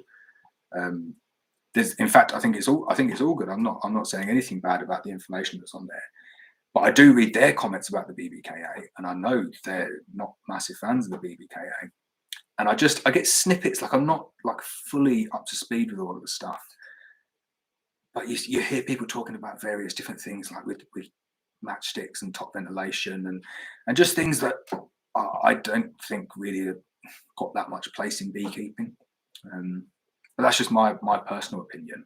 But also, like, beekeeping is so varied. You're never going to get everyone to agree, and you're always going to get personality clashes. And I don't know, you get terms like master beekeeper. And does that mean they know better than you because they're a master beekeeper because they've done some exams, or because they've had kind of 3 colonies? And I'm just talking randomly. This is not specifically about anyone at all, but someone who's kept kind of like 2 or 3 colonies for 20 years versus someone who spent like maybe 3 summers working with like a bee farmer in New Zealand who's got 5,000 colonies. Because I know who I'd probably prefer to take the advice from. I think you learn a bit more like that. And I do think bees will survive so well. You can do so much like to bees and they'll just kind of get on with it. But to know how to get to the point where you're managing them perfectly, you can't get to that point. So I just think you always need to be open to new ideas. But do I do the Bbka module exams? No, and I definitely won't ever do them because I've not got enough time for other stuff that's kind of like higher up my priority list. Well, have I swapped from 2-to-1 to fondant yet? So I did my last massive top-ups on all my colonies with 2-to-1, and I won't feed fondant until kind of early this year, so November-ish time. But it's coming up. Right, next one. At what point do you do your winter oxalic acid treatment, and how would you do such as a BS polynuke with only a small entrance hole? So it gets earlier and earlier, and you're never going to get this right without going in and taking out every single frame and saying, right, they are broodless, so I can do 1 treatment. So you just have to have a little bit of a guess to try and get them roughly when they're at their broodless point. And they might not be broodless. You get some colonies that don't go broodless at all. And it depends where you are in the country as well. So for us, we kind of go early December, somewhere around there. I think anywhere in the UK, I think if you're doing it after, say, the 15th of December, the chances of them being broodless then is going to start falling a bit. What I find, they tend to go broodless like now. Be quite a good time to do oxalic acid treatment now. But with the entrance hole, it's again, depends how you're doing it. So we use a Sublamox, which is like a Provat similar system, and it fires it in through the hole. So all we do with the BS polynukes is just open them up and just fire it in through the hole. I don't close the floor, give them a real big dose of it, and they get completely covered. If you're doing it with a Varox, you'll need to set up some sort of floor and try and do it through the OMF. Might not be as effective though. And then the other way to do it is you can build yourself a little eek. That's quite if you've got a Sublamox, you can go in at the top as well, build an eek. I do that on some of them. And I'm probably going to do that again on my colonies this year. Just build an eek, take the polyashfort feeder off, put the eek on, oxalic acid, and then take the eek off and then put the fondant on. Because you're going in to do the fondant anyway. It's quite a good way of doing it from the top like that. James saying, always seem to have trouble introducing a Buckfast queen into a dark colony, even when hopelessly queenless. I've seen queen introduction frames. Give you any experience with these? So I've heard of that as well. I've never, ever had an issue introducing queens since I've kind of gone down the route of like, I'm sure you've all seen how I introduce queens. And it's a comment I get all the time from people, which is like, that is proper overkill for introducing a queen. But it kind of works for me. So I've introduced like Buckfast queens, like proper ginger ones, into ridiculously dark colonies and never had an issue. I don't think the queen introduction frames would give you, they might give you a little bit more benefit. But I've not used the ones I got two from a bellow, and they're on my list of videos to do. So I've not used them. I use the pushing ones a bit. I did start using the pushing ones, and I did not like the pushing ones because they burrow underneath them. They get underneath them so easily, and the ones where they got underneath them, they didn't kill the queen, but they got underneath them. So I just thought, what's the point in going to the effort of taking the queen out, putting her underneath the cage, and then they can just get in anyway. But if you're having issues with very dark colonies not introducing well to Buckfast queens, it's probably worth giving the cages a go, because it will give you that really nice kind of slow release. You just need to make sure the frames you take out are really close to emerging. You don't want to leave that queen on their own for a while. Like Julian saying, can you ask Pains to produce a deep roof for their nukes like Maysmore and also get rid of that dark side feeder and produce an 8-frame nuke now that they produce a top feeder? Right, Julian definitely been sneaking into the channel membership section and watching the videos. So Pains, it'd be great if Pains did a deep roof like the Maysmore one. It would get rid. I tell you what, that's all I'd get. They're so good, but they don't. They got the shallow ones, and they're not good. The shallow ones because they warp and they're thin, and I don't like the side feeder. So I've done a video, it's coming out shortly, and I said I was going to do this for ages. I've done the video of how to chop out the feeder and then how to put the top feeder on, because I do think once you chop out that feeder and you put a top feeder on it, it's a really good nuke. Really is quite good. So yeah, I can ask Pains. They probably won't know who I am, but I can ask them and say, can you please do this? I would just suggest with anything like that is just ask them, send them an email. Pains are good. They get back to your emails, and I'm sure they're always up for it. The only thing I'd say about them though is that, have they ever modified their nuke in however many years that nuke's been available? Not been modded once, and I don't think they will mod it, because I know how much it costs to do the mods, and are they going to get the payback? Not sure. And you see the price of poly. I can't believe how much the price of poly's gone up. I remember I was looking at this the other day. I remember I used to buy some Maysmore stuff, so I got some old Maysmore kit, and I bought 10 of their like hives in the sale. So it was the roof, 2 supers, crown board, queen excluder, brood box, and a floor. I paid £57 something, including the VAT, and that was 5 years ago. So it wasn't like that long ago. And I look at them now and they're like 120 quid. You just think that's quite a big increase. So the cost of poly is just going through the roof. And I know BS honeybees are really struggling with it and like getting kind of increase upon increase upon increase. And I know Pains have put their prices up 20% after their sale. So I bought a pallet off them for next year's nukes because I didn't have enough. And I can't remember what the price was, like 35 or I don't know, wherever it was, the trade price that they do for it. And then you look at it next year and it's going up to like 46 as like if you're buying it off the website, or more than that. Like it's gonna be easily going to be 50 quid a nuke, I think, going forward, which is nearly the price I was paying for a full hive with 2 supers. So the price of the poly is getting a little bit silly. Right, regarding your queen mating, what's your plans for getting the quality of good genetic drones? Right, that's a good question. So I've got it's the river apiary where I'm going to do it next year, and the reason I'm going to do it is that is by far and away the lowest apiary that I've got. So that is only about like 200 feet above sea level, where a lot of the rest of them are like 700 or 800 feet. So we know that we get excellent flows down there because of all the weather, but it's just a little bit more settled down there. And then the topography is just perfect. So it's in like a field, and then all around the field kind of slopes up like that. So this is the apiary in here, and then literally all the way around it slopes up with big mature trees. So it's kind of like a real good catchment zone for them. So I know you're never going to get it perfect, but it's as good as you can really get, like in kind of inland Wales, to keep as many of the drones there. So I'll be taking down all of my breeder queens there. So I'll be taking down the F0 colony that I'm going to breed from, but I'll put 2 frames of drone foundation in that colony. So I'll be using their own drones in there as well when I use my other queens. because I'm going to graft off different ones in there as well. And then the other breeder queens that I've got down there that aren't F0 but they're island mated, I'm going to use those. So I'm going to load those up with drones, and then I'm going to take down the best 2 colonies from each of my apiaries down there as well. So I'm not going to be really like controlling the drones too much, but I'm going to know that's going to give them good ability to produce honey.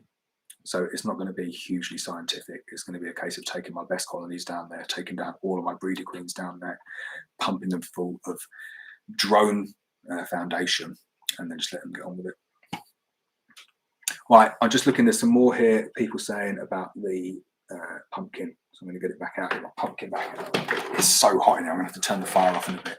Right, so here is pumpkin. You have to guess the weight of the pumpkin. And the closest to it, and I should have probably said this before. Oh no, I don't think this is going to cut. It's not going to be like a tiebreaker, is it? I'll just say the closest to it. I was going to say without going over, but I'm changing the rules in between. So the closest to it was this smoker from Thorn Beekeeping. They gave me that. I'm going to give it to someone on this stream. All right, next question. How much fondant would you put on your colonies after November? So I always go 6 kilos. We get like the big, opening up a can of worms talking about fondant, aren't we, and HMF again. But I read the, there was a thread on the beekeeping forum, which I'm sure you've all read, but it was probably the best forum thread I've ever read. It was amazing. And it was started off by Patrick from Bee Equipment, who's getting so much stick on that forum. Like, it is just like, I say amazing. It's not amazing because it's a little bit harsh, because like, I don't think he's doing anything wrong. But with the best will in the world, he's kind of started talking about the fact that Bbka fondant doesn't have his HMF tested, whereas the fondant that's available from his shop does have the HMF tested, so you should buy it from him. And I love that thread. I was gutted when they locked that thread down because I thought it was really heading in a good direction. But I just thought it was very, very amusing. I did enjoy it. So it depends where you're going to buy your fondant from. So for me, Bbka fondant, no problem with it whatsoever. I do not know how much HMF is in my Bbka fondant, but I know that I've used it for 7 years and the bees seem all right. And any bee farmer that I've spoken to has used it. And the fact that Murray McGregor was on that thread, kind of like piping up saying, well, I've used it for 50 years and it's fine. I found it was quite amusing. So I use Bbka fondant, which comes in a 12.5 kilogram slab, and I tend to just chop it in half with a spade. So it's like 6.25 kilograms. And then I just peel back the plastic, and I just slap that directly onto the contact with the cluster. So you have to bear with me, like I'm getting a bit of a sore throat talking. I did this last time.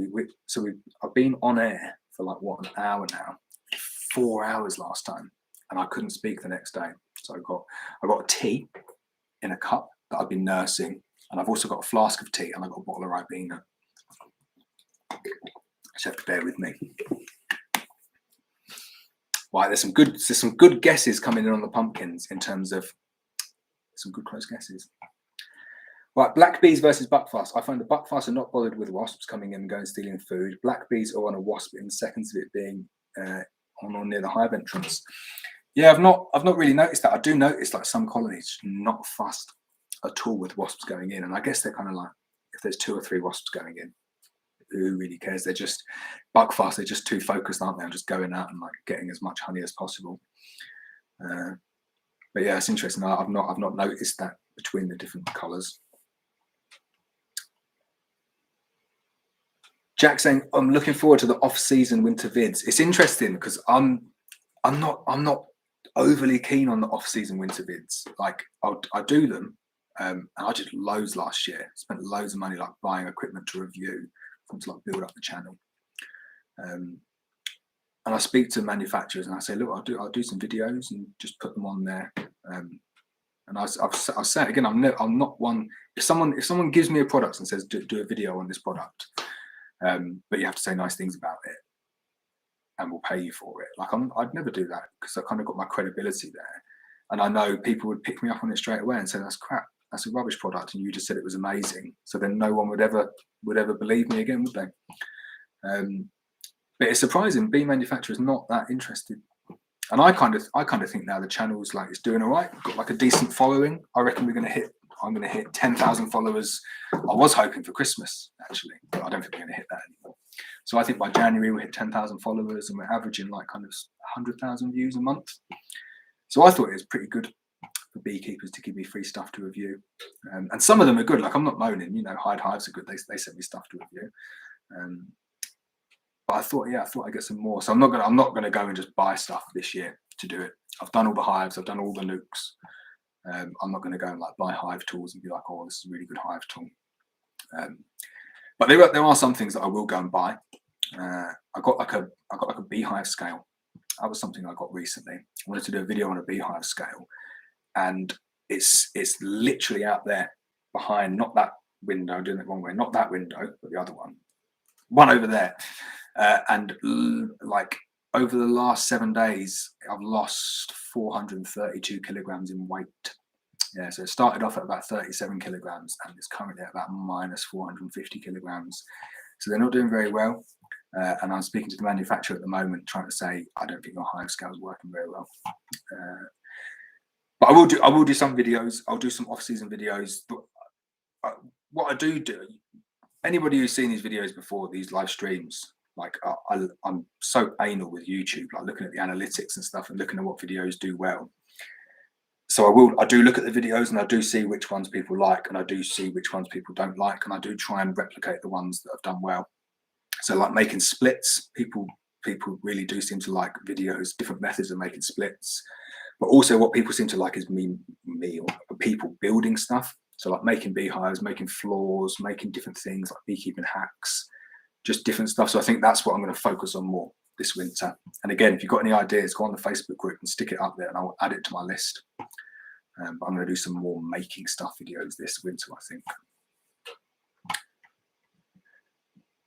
Right, if I make a split, what is the chances of introducing a Welsh black queen? Would they accept, as I've seen a few YouTubers saying they will not?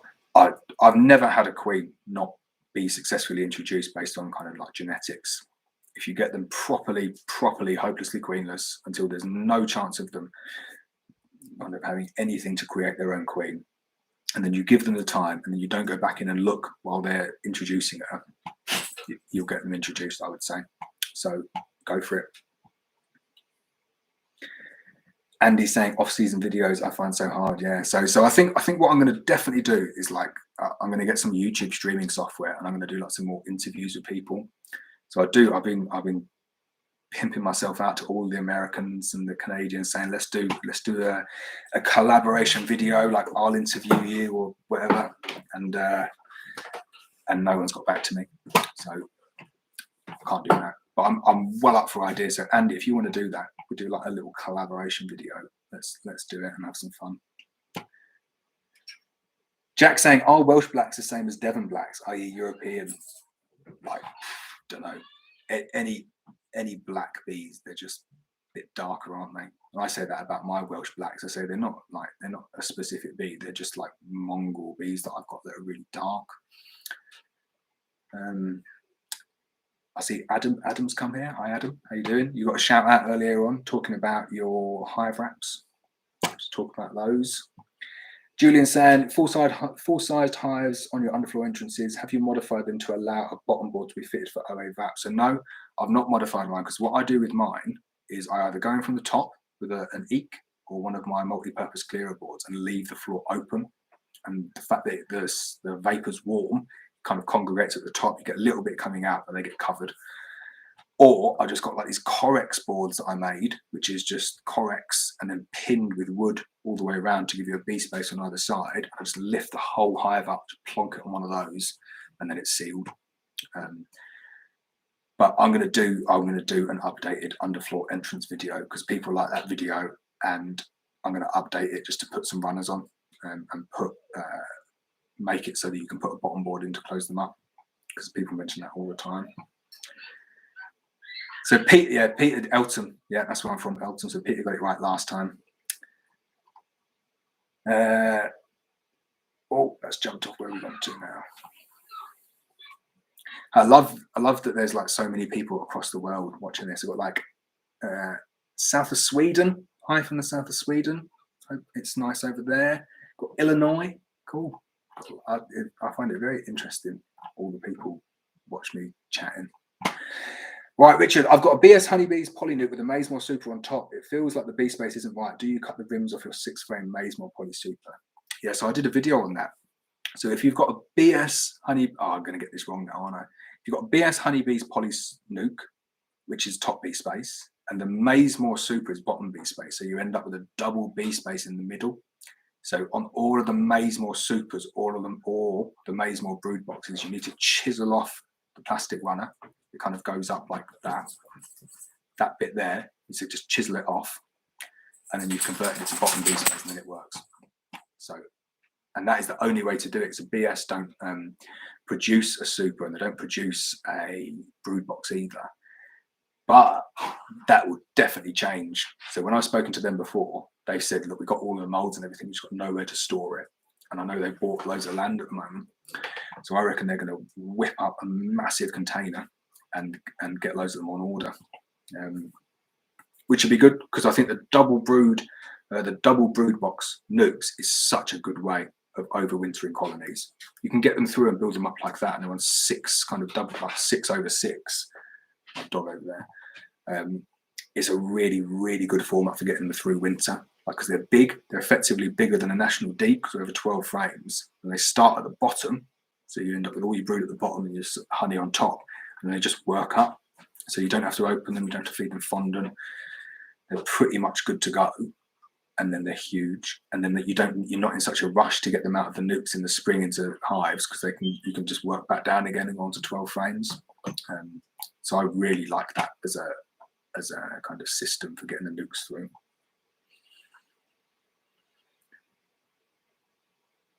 So Tim's saying the forum has good content but seems to rebel against any authority figures or organisation.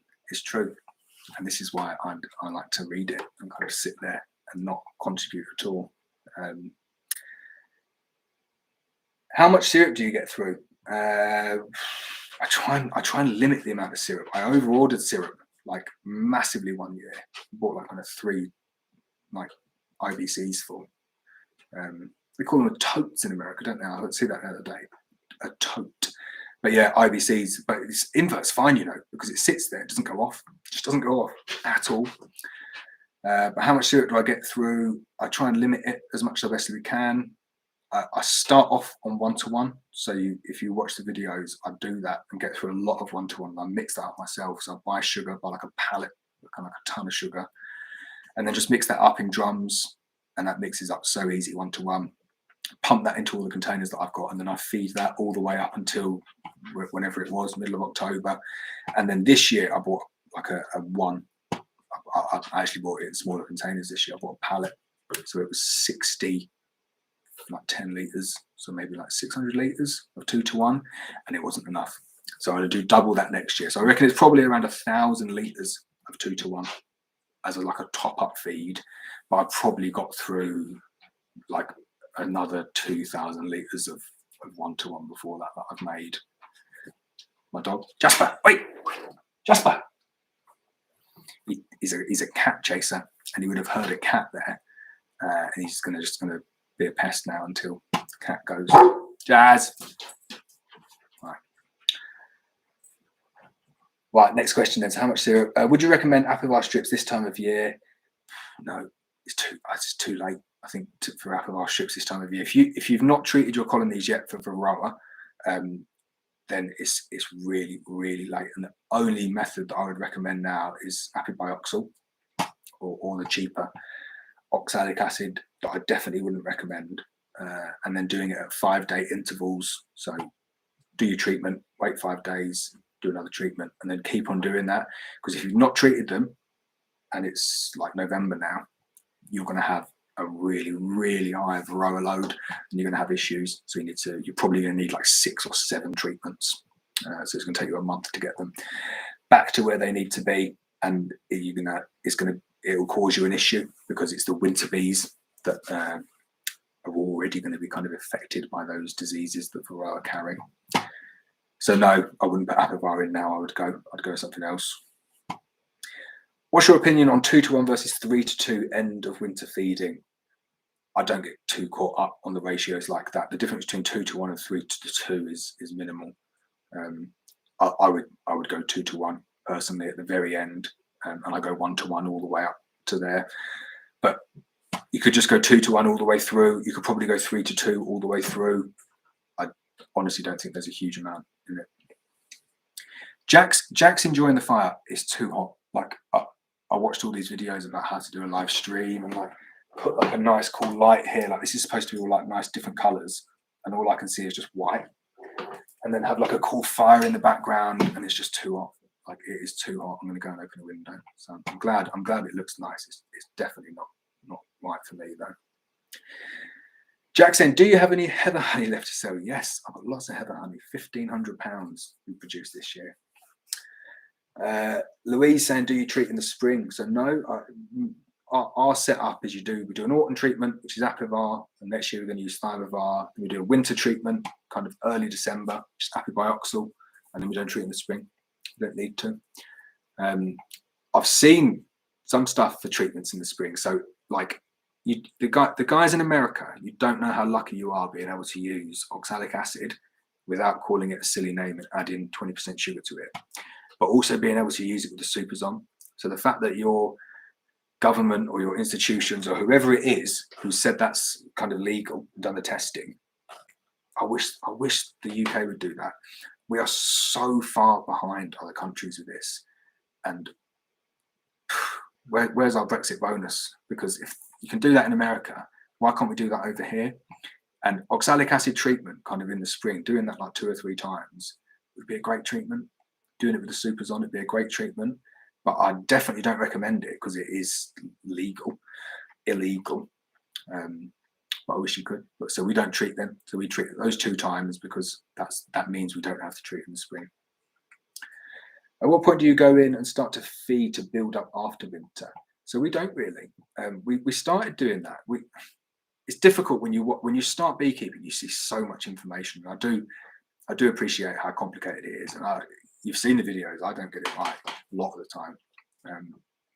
But you see, like, you need to feed in the spring to build them up. You need to put your pollen patties on because there's not natural pollen, and it just depends where you are in the country. And I've kind of come to the conclusion now, don't need to feed in the spring.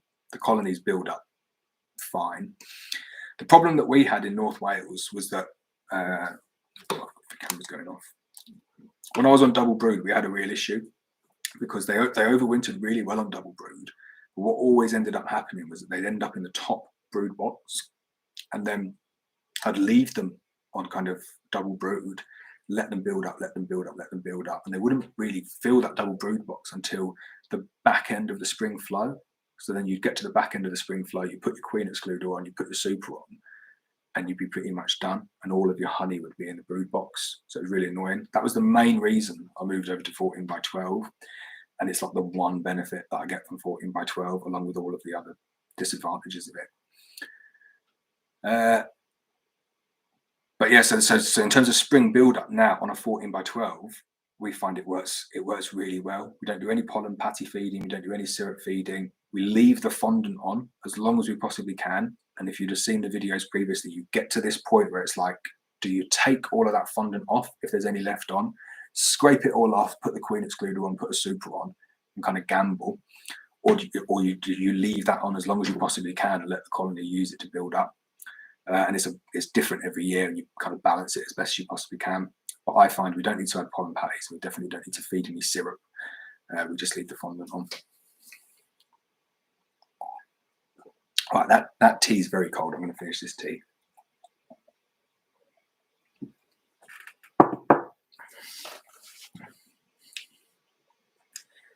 Yeah, that's true, Jack. Jack's gone for an 85 kilogram pumpkin. It is a big pumpkin, but it's not 85 kilograms. So that's going to be my only clue that it is less than 85 kilograms. Right, loads of good guesses coming in though. I'm going to have to go through the whole chat at the end and see who came closest. I might not get it right. I might have to declare the winner tomorrow. Tea with honey. If the dog is still there, turn around. My lab used to sleep like that. Was he? Oh, can you? Oh, yeah, no, he's gone. Yeah, he's too hot. He's like me. So probably I might go and open the window in a sec. I've been told that a virgin queen will always outfly the drones from its own apiary. Do you believe that theory? Thanks, Kai. No, definitely not.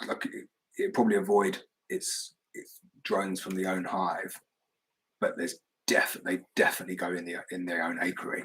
I know some will go to drone congregation sites. I can't tell you either way whether it happens. I don't think it's true. I think they'll definitely go in their own apiary. And the own apiary could be like this site that I've got is huge. Like the field's like 7 or 8 acres, and then it's covered in woodland all the way around. So if they went like a mile away, they'd still be going with the same drones. But I see how other people do it as well. Like I know someone who lives like by the coast, and then what he does is, and this is really good, the idea of doing it is he has like his central apiary where he does all the grafting and everything, and where he keeps the queens for going out and mating. And then he has like a semicircle all the way around them to cover the coast about a mile away. So like satellite apiaries, and that's where he does the drone flooding. And again, like I'd probably do something like that if I had the time. He's a full-time beekeeper. I just flood them all the way around. And if you're on a coast or if you're near an island, you're restricting the amount of other drones that are coming in. And if you can get that correct wind flow as well, so you've not got other drones like kind of coming in on the wind, you do everything you can to restrict the other drones mating with your queens.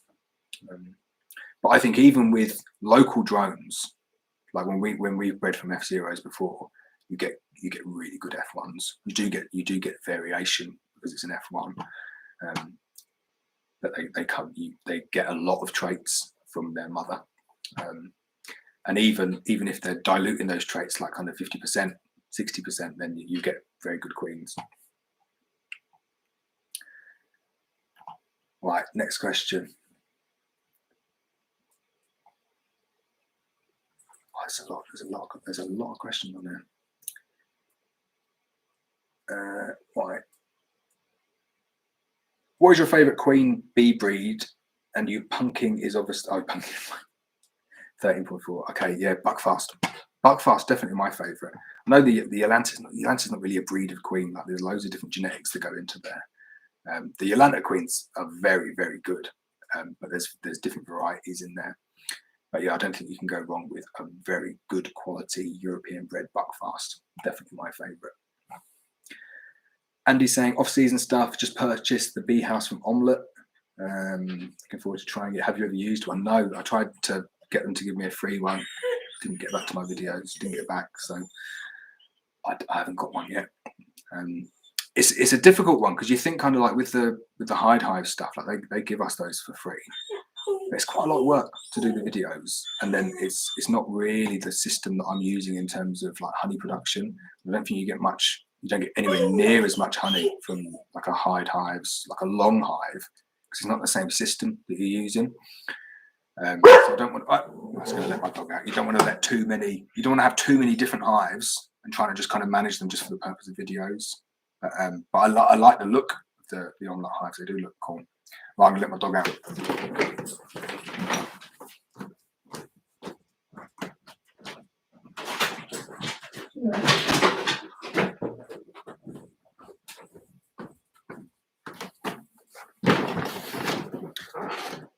Oh, got the window open. Amazing. Right. So from Sweden, I have a few hives, 19 this fall, and I will put some of the small ones in a root cellar over the winter. Now there are only black bees, Apis mellifera, I let go of Buckfast. Interesting. What is a root cellar? Like a cellar, like under your house. That's interesting. I've seen people do that. I've seen some Canadians do some stuff like that. And it's cool. Yeah. I hope he's not watching. A guy called Peter. I won't say his surname, but he bought a lot of nukes off me last year, and he's an experienced beekeeper, and he put like 40 colonies in a greenhouse to give them the. I don't know why he did it. I listened, and I just kind of, as soon as he said he put his colonies in a greenhouse, I just thought, oh my god, he put 40 colonies in a greenhouse and they all died. So don't put your colonies in greenhouses. But in a cellar, I've seen people do that in terms of like kind of maintaining the temperature, and obviously like Sweden's very different in terms of the temperature. So it'd be interesting if that is what you mean, a root. I've never heard it called a root cellar. Interesting. Oh, okay, so Andy's basically fobbed me off. Cheers, Andy. Fobbed me off, saying doesn't want to do a collaboration. That is, I don't feel too bad because that is pretty much what everyone else did. So that's all right. If you ever get to the point where you've got a second, we could do a collaboration. I'm only winding you up. Ben saying, did you do a harvest video this season? So I can't remember. Did I do a harvest video? That time of the year is really, really difficult for me because I'm trying to do 1,000,001 things and I just don't have the time to do it. So you're trying to do all the videos, you're trying to do all of your honey harvesting, and then you're trying to do all of your extraction at the same time and have a full-time job and have a family and not kind of collapse. Like it is difficult. So that time of the year, I struggle a bit like with doing kind of videos. What I did do is I did a little heather honey harvest video. I know that I did that and that's coming out on the channel soon. Just a little kind of quick 4-minute video, I think it was, just showing the process of heather harvesting. But again, I've not got the space in that room to get a camera in there and to kind of do a decent video. So struggling a bit.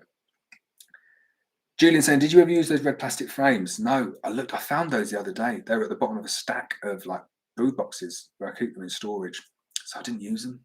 I reckon there's loads of things like that where I've kind of said, I've got them, had a look at them, and then said, I'm going to use these, and then I didn't.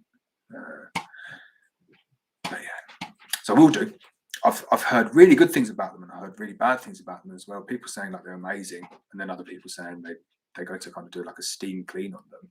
And you need to be able to do some sort of harsh heat treatment on them, and they're warping.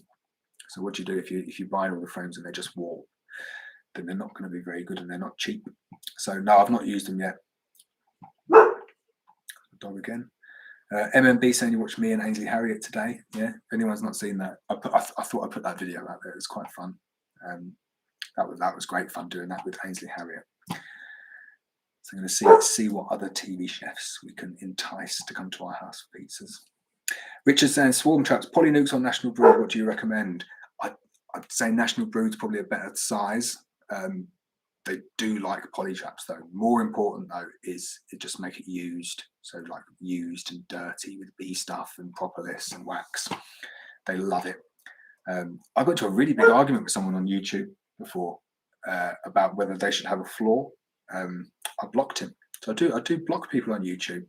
If you're still here and you've not been blocked, congratulations. I've not been offended. But he properly causing an argument saying, you do not know what you're talking about. All of my swarm traps don't have floors, and they've been fine. And I just said, well, I've never ever caught one when they've had an open mesh floor. So we fell out.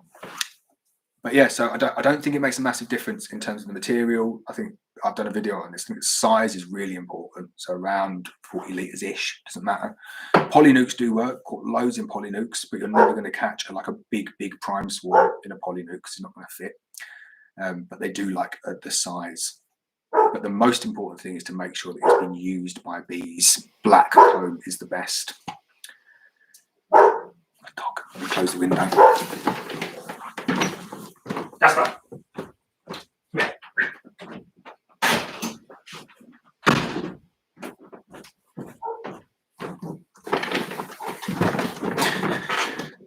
Greyhounds, right. But yeah, trapping bait hives. I didn't do any bait hives last year, not a single one. So I caught some just in boxes, stacks of boxes. But I put loads out the year before, and I think I might do some more swarm traps this year because catching swarms is loads of fun. But I also see it on YouTube as well, like that. You've got to go and do some swarm catches, haven't you? You see them on YouTube. That's how people get millions of views. So if anyone's got any ideas on how I can go viral on YouTube, you've got to let me know. I've been thinking about going and like just putting loads of nukes in like really ridiculous places and then letting them thrive there, and then going along and harvesting them and pretending, you know, that they were just like a colony there, like in a washing machine or in a fridge or something. Not saying anyone on YouTube does that, because they definitely don't. It seems to get good views, doesn't it? But I see some of them, like I'm so competitive. I just ridiculously competitive, and I see like Ian Stepler getting 3 million views, and I just think I want 3 million views. And I see Yappy B Man getting like 50 million views on like a swarm capture video. I think I want 15 million views on a swarm catcher video. So I might do some more swarm catchers and I'll do some more bait boxes as well. Kebab asking, how is invert syrup made? Good question. Don't know. I know there's a couple of ways of doing it, isn't there? There's like a chemical way of doing it. I'm not going to lie. I don't know the science behind how invert sugar is made. Sorry. Joseph saying, yesterday my nuke hive left their box. I caught them again. They had left the hive, leaving 2 full frames of open and closed brood behind in the box with no bees or queen cells. Why would they do that? Almost certainly varroa. You get that a lot, you know, if you've not treated them for varroa and they're absconding in November, kind of November in like 3 hours, it's probably varroa. And they just can't handle the varroa load that's on them. So they're just thinking we need to get out. Or they're swarming. Or there's something else wrong with them, but it's almost certainly going to be varroa, that one. He wants to come back in. 2 seconds, he'll be all right now.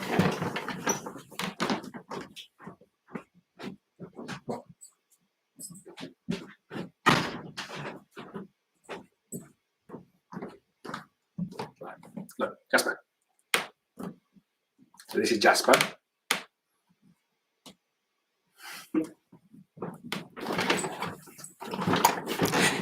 He did. He wanted a wee. He'll be all right now.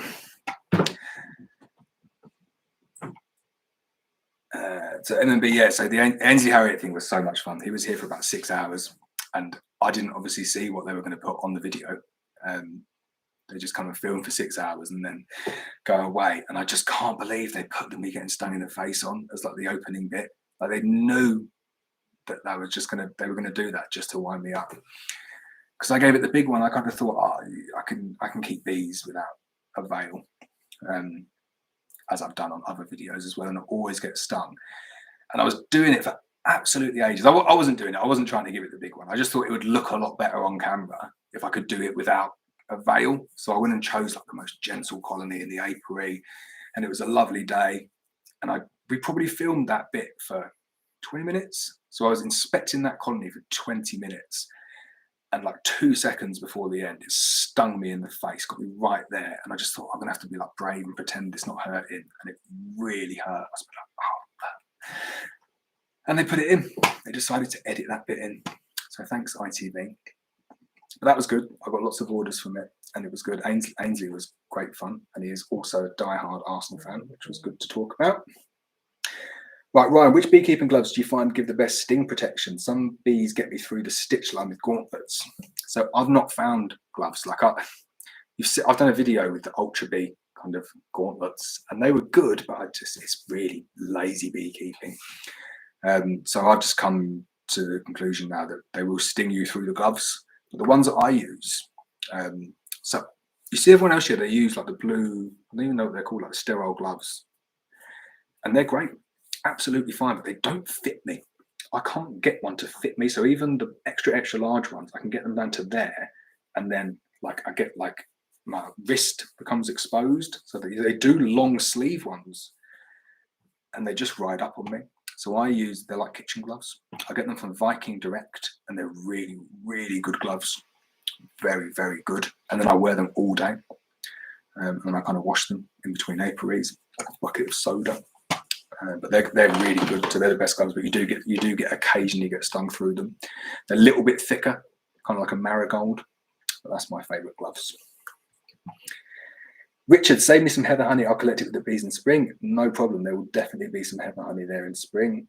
And I will see you when you come to collect your nuke. So John saying, my bees and both nukes only had small pockets of cat brood 10th of October and don't know if they have started again. Do you think they will have adequate winter bees? So they might not have started the winter bees yet, John.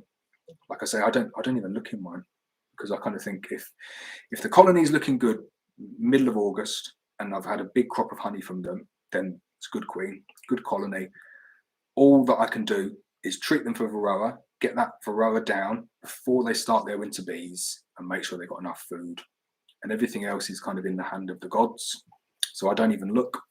So some colony, I have so many people ring me up between like in October, really, people ring me up in October saying, I desperately need some queens. Can you get me some queens? And I say it to everyone. I say, why do you want queens? And they say, because I've looked inside my colony and I can't see the queen and I can't see any brood.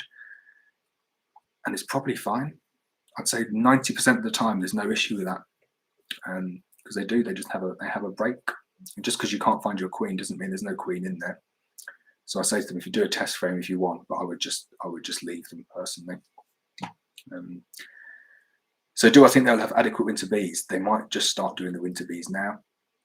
They sometimes do it late, sometimes do it early, but I went into some colonies recently, and I know I told you not to go into colonies, but I do sometimes do it for videos, and they're just like 6 or 7 massive 14 by 12 frames of brood, like tons of brood in them.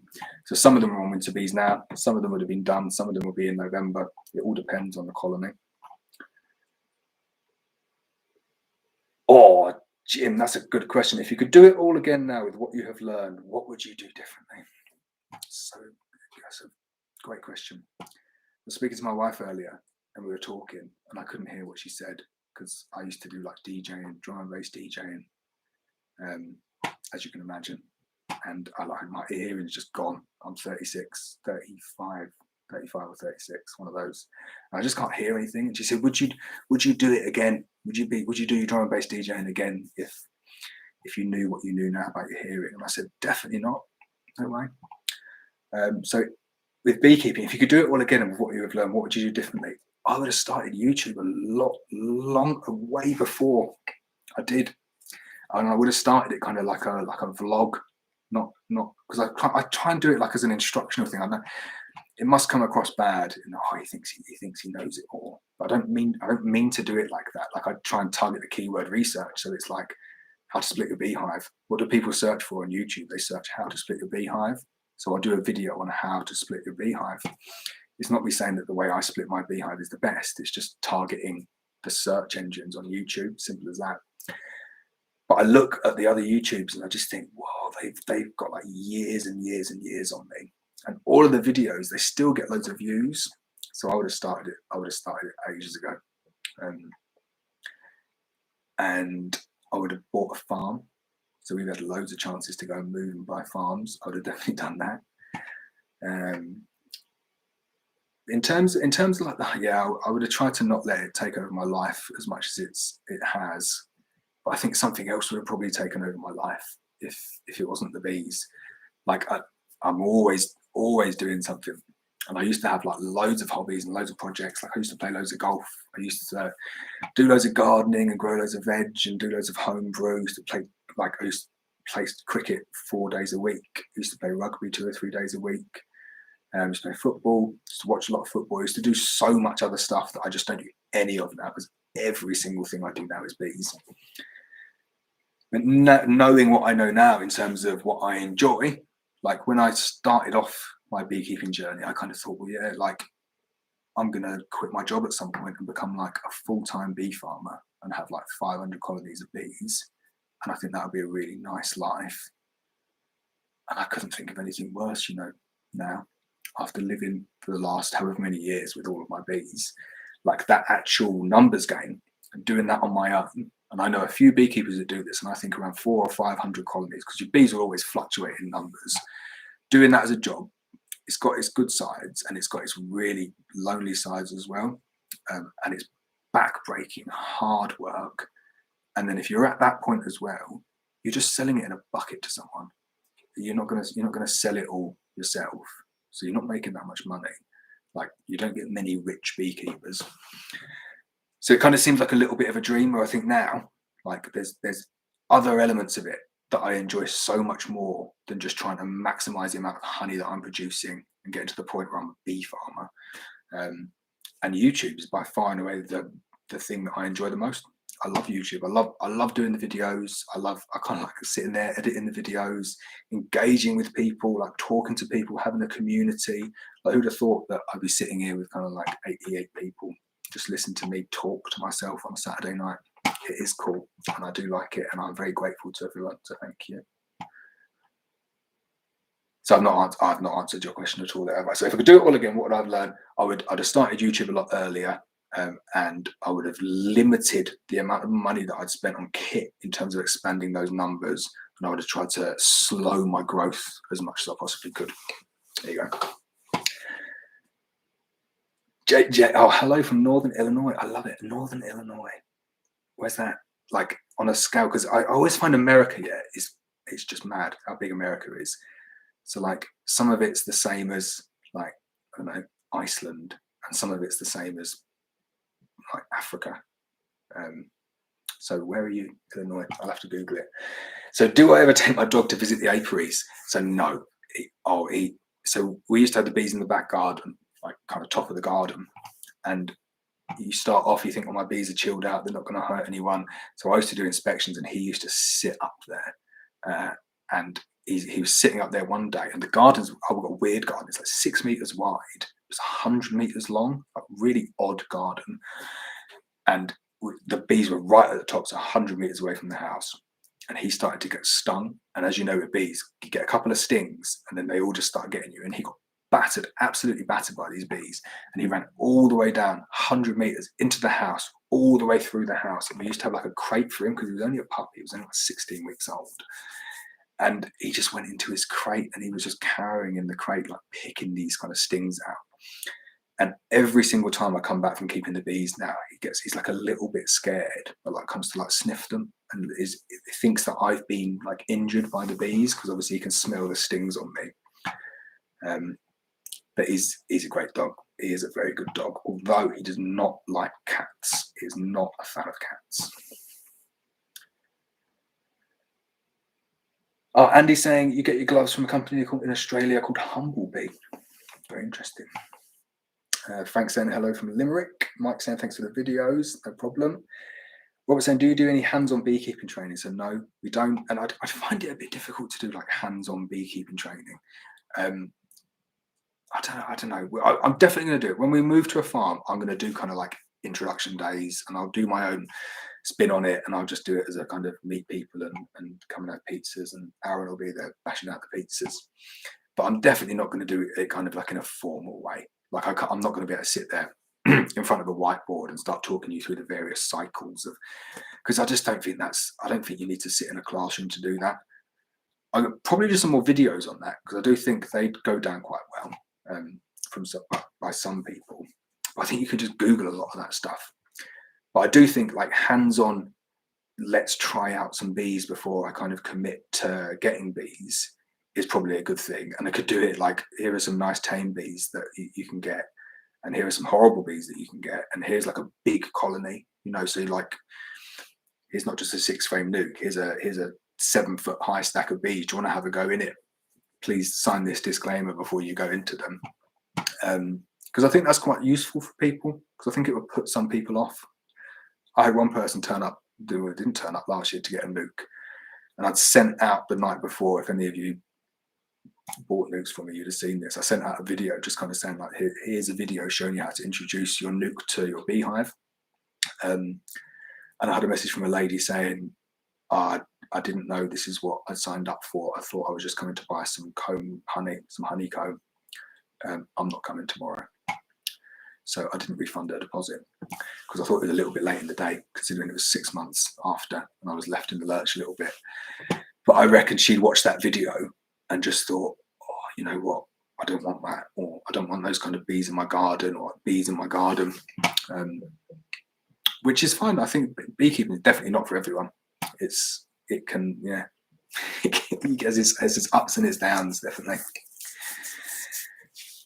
And Andy saying his two dogs are going mad. I think I'm a bit behind, aren't I, on the things here.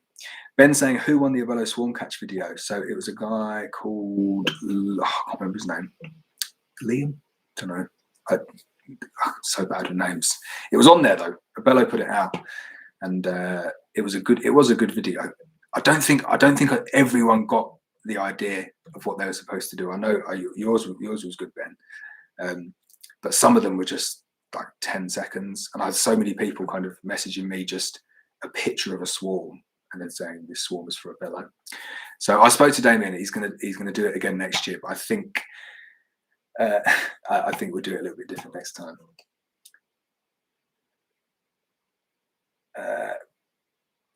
Okay. But Ian Stepler would definitely know how invert syrup is made, and that is why he gets so many views. Right, so Robert's saying, do you watch any other YouTubers? If so, who do you recommend? Oh, it's Richard Noel, Barney Rees, Cayman Brothers, and obviously you. So yeah, we spoke about this earlier. They're pretty much the main ones. Ian Stepler is probably my favourite one to watch on there, just because of his size, and he pumps out a lot of good videos. But I like Bob Binney as well. I just like the way he approaches stuff, and it's pretty good. So I do like him. Jim's saying you need to do a bee beard live to get your views up. So that is going on the list. Of bee beard, excellent. I know Paul Horton has got that as his profile picture, isn't he? And he seems to do it right. Yeah, so I think, it's bad, isn't it? Because I didn't start the channel off to kind of like chase the views, and I do find myself thinking of more and more videos to try and get the views up.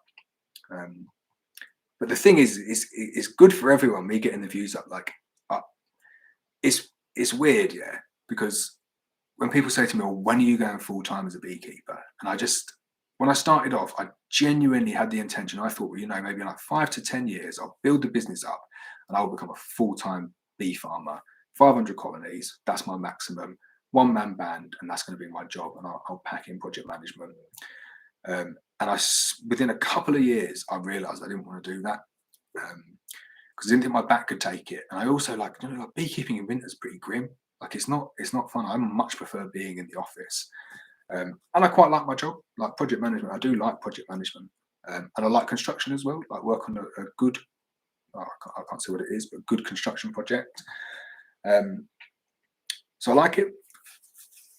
But when I see the people on YouTube getting those amount of views, and I think if you ever, and you are the people who will do it, if you ever get me to the point where I'm getting millions of views a month, I'd definitely quit my job and do YouTube, because I really enjoy doing the videos, and I really enjoy the autonomy that I get from doing them, and I enjoy the editing. I enjoy I'm trying to do different intros now and doing different thumbnails. I enjoy every single element of it.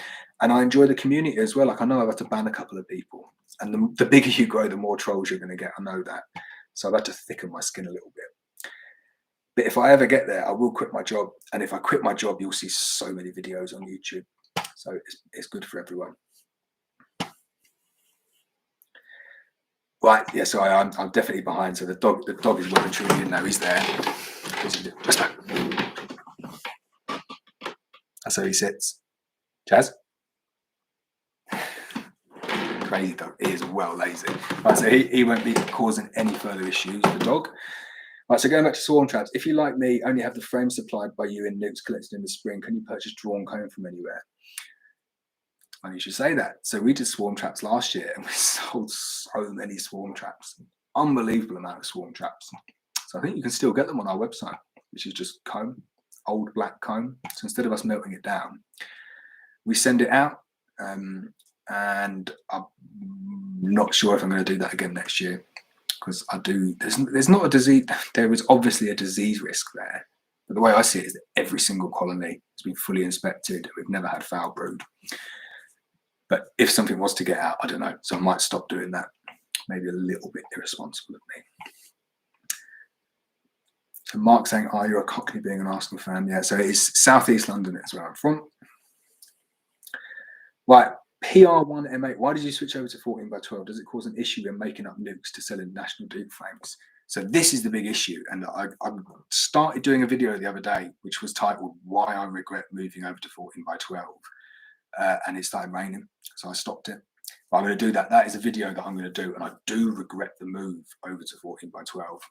And that's the biggest reason why, because it's an absolute nightmare when it comes to making up nukes.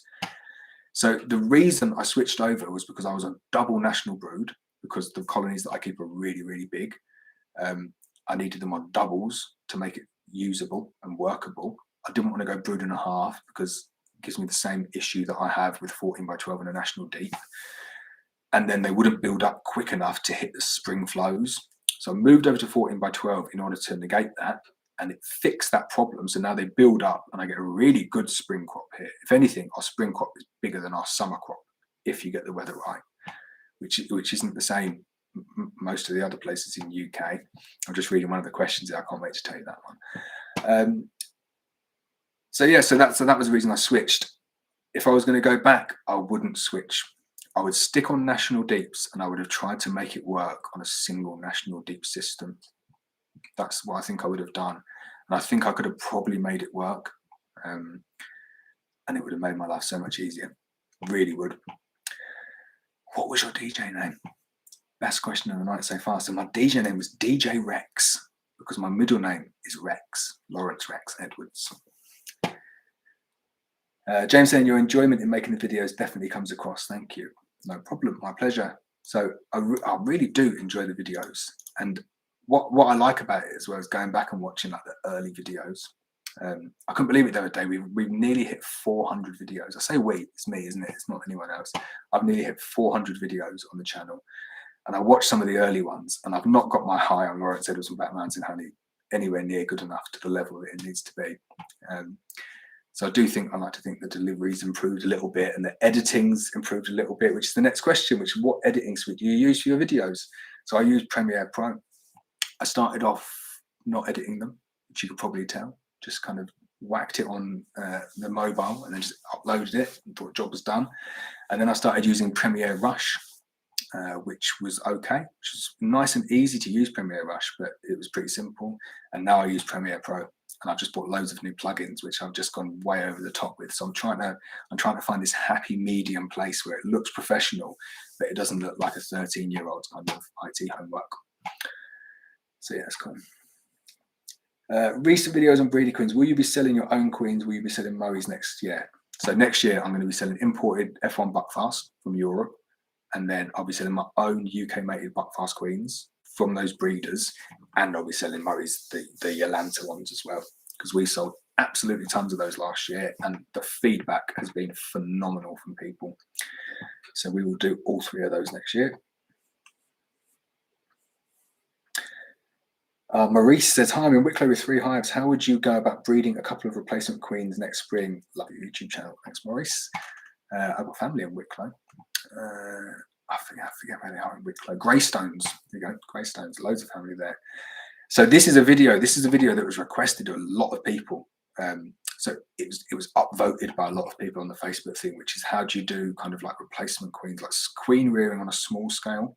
Because I think my previous one I did queen rearing kind of like on a larger scale. So I'm going to do 2 videos next year. I'm going to do an updated queen rearing video because the other one was a bit rubbish with the audio, and then I'm going to do some small scale stuff as well. So I'm not sure what method I'm going to do. There's a couple of other methods, a couple of different methods for kind of smaller scale if you just want like 2 or 3 queens. So I'll have a play around with it, and I'll come up with a video about how to do it. I really do like Michael Palmer's method though. And I think if you've got 3 hives, I would do the Michael Palmer method still, which is 10 over 10. So you're effectively like combining 2 hives, making them so it's just an absolute brood monster, and then get as many queens as you want out of it. So if you're using it as a starter, you can get probably like 100 queens out of it. If you're doing it as a starter, you get like maybe like 1 round, like 30 queens. Doing it as a starter finisher, you can get 100 queens. But you can do it for just like kind of 4 queens or whatever you want to do. Depends how good your grafting is. But then you just split the colonies back out again. So I think I'll do that video just to show how if you've got like 2 or 3 hives, you can still use that method, slightly adapt it. Because that method I find gives you like superb queens. They just feed them so well. And that is the key.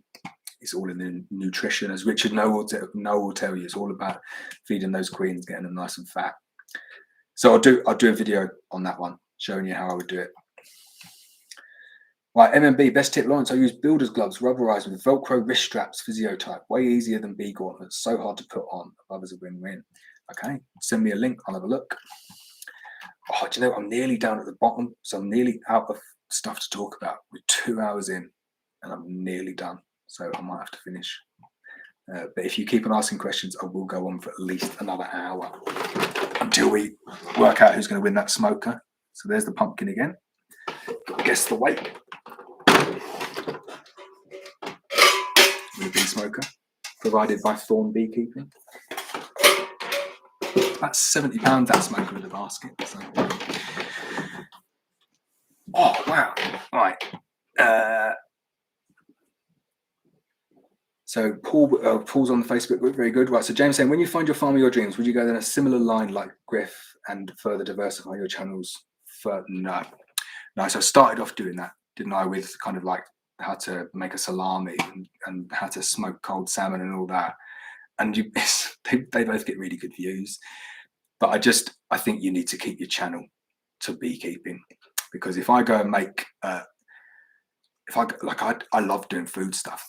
And I think if I was going to do it, I'd do another channel on like food and probably get more views as well. But say I kind of do like a video, and I know I released one the other day, but like how to cook pizzas. Get Aaron round here and he'll whip me up a good pizza with some broccoli stems on it, which was nice, by the way. Thanks for the broccoli stems. And then someone subscribes to that channel on the basis that I've done a really good video on how to cook pizza. And then the next week I'm telling them, this is how you apply Appivar to your colony to kind of kill varroa mites.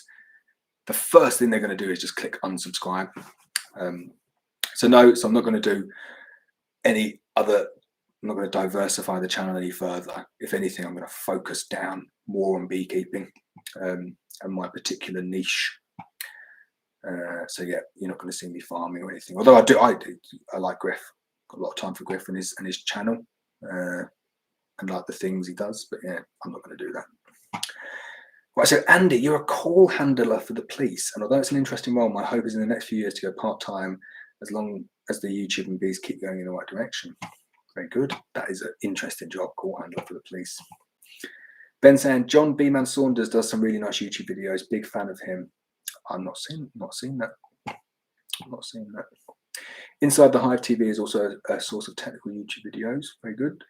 John saying 14 by 12, can you not checkerboard 14 by 12 on national frames so you can remove them to make up a nuke, then repeat? You can, but it's, where do you get the national frames from? Like all the different apiaries. That was the beauty of everything being on National Deep, is that everything's always there. You can just keep a big stack of boxes, all the same size. You need to be so organized when you get to the situation where I am, where you've got 14 by 12, National Deep, National Shallow, and you need to kind of think ahead, or go out, work out what's going on, come back and get the stuff. And my apiaries are like miles away from each other. And I've got half a day to do it a week. So it struggles with that. But it's interesting, that word checkerboard. So I had a live Zoom call with like a beekeeping group about 2 weeks ago, probably 2 weeks ago. And not like a it wasn't streamed or anything. It was just someone approached me saying they've got this system of checkerboarding.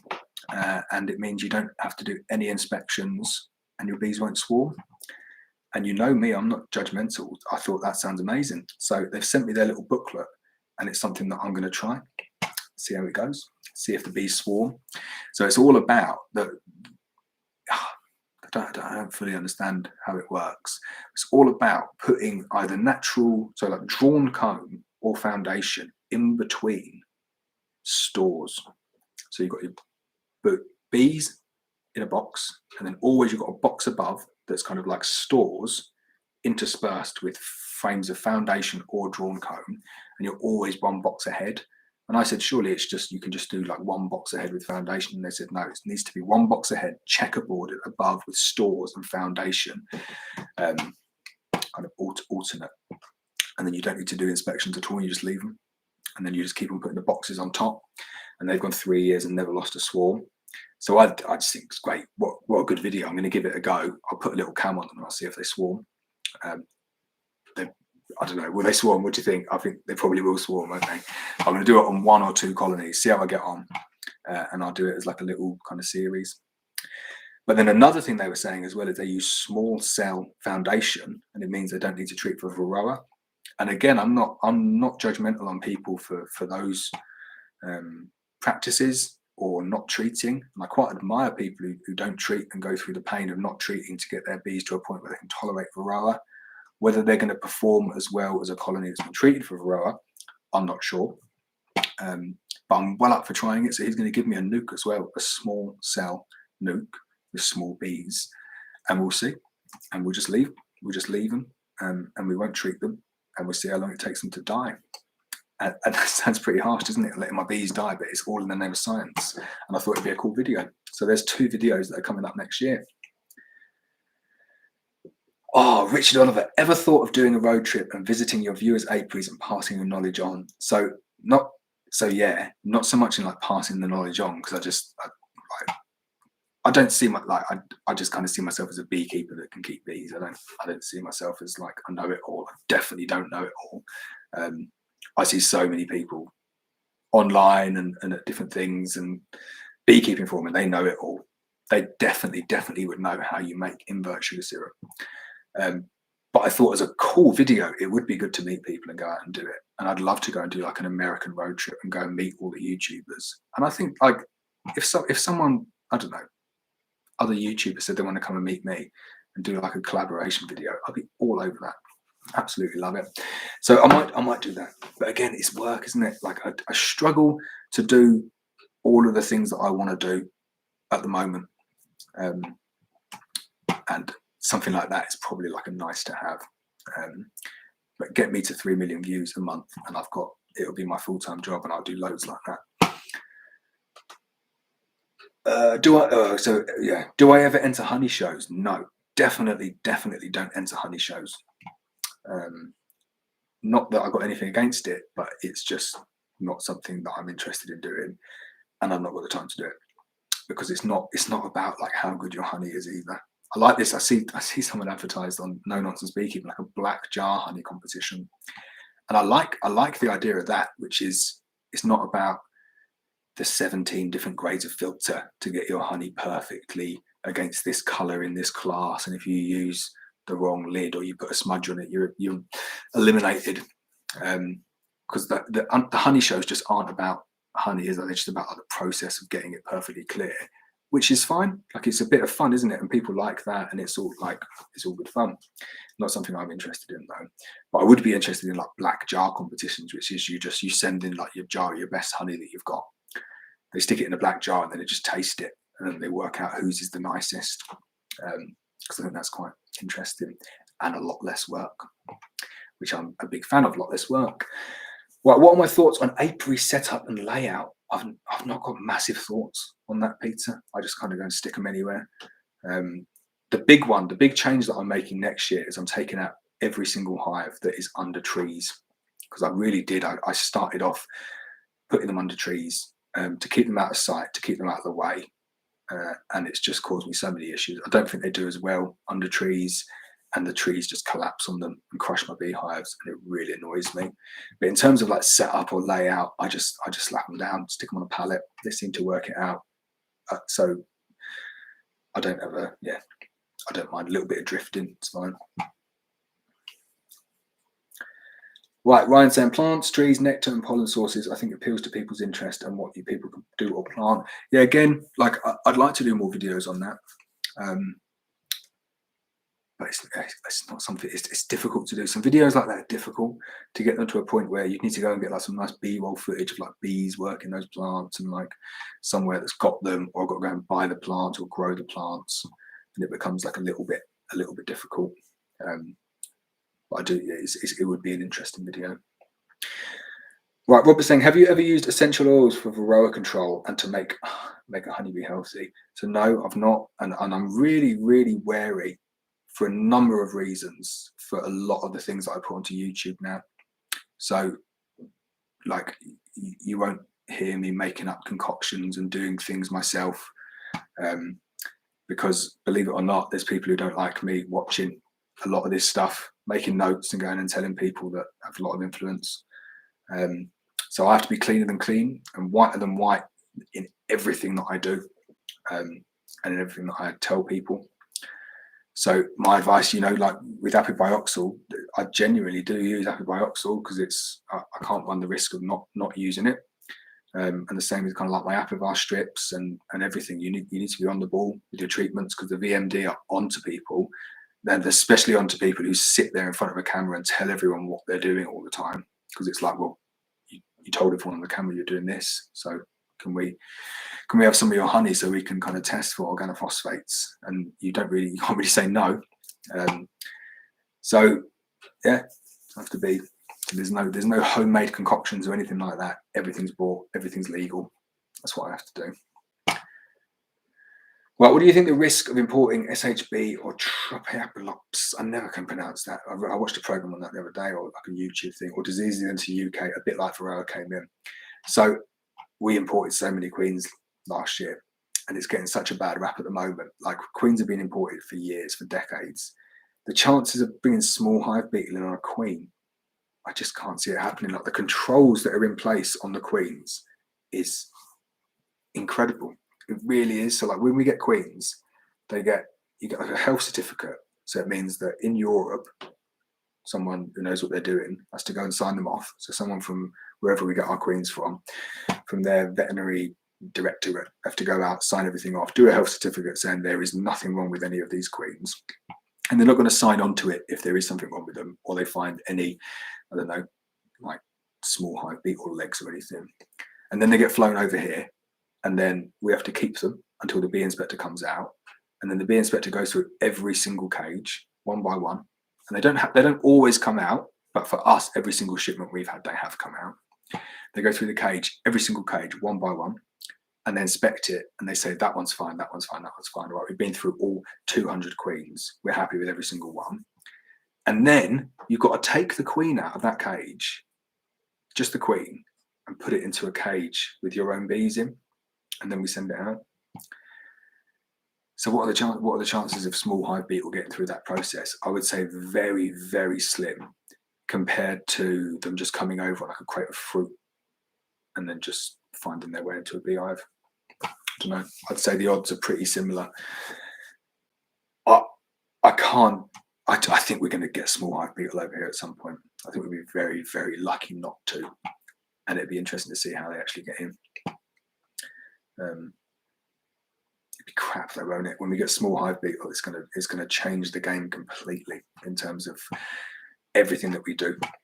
But it will give me loads of content as to how I fail to keep them under control.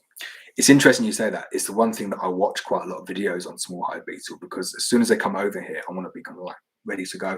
So I look at all the different traps and the different oils and the different mechanisms of trying to keep them out or manage them. But I don't want to have to deal with them. I think like other countries that don't have to deal with Varroa. How good would that be? Not having to deal with Varroa. But those countries kind of have to deal with like poisonous spiders as well. So I'm thinking maybe it's a small price to pay. My opinion on small cell foundation. So Ben, I don't have an opinion on it because I've never experienced it myself, and I've said that on so many videos. Like, it'd be so easy for me to say, you know what?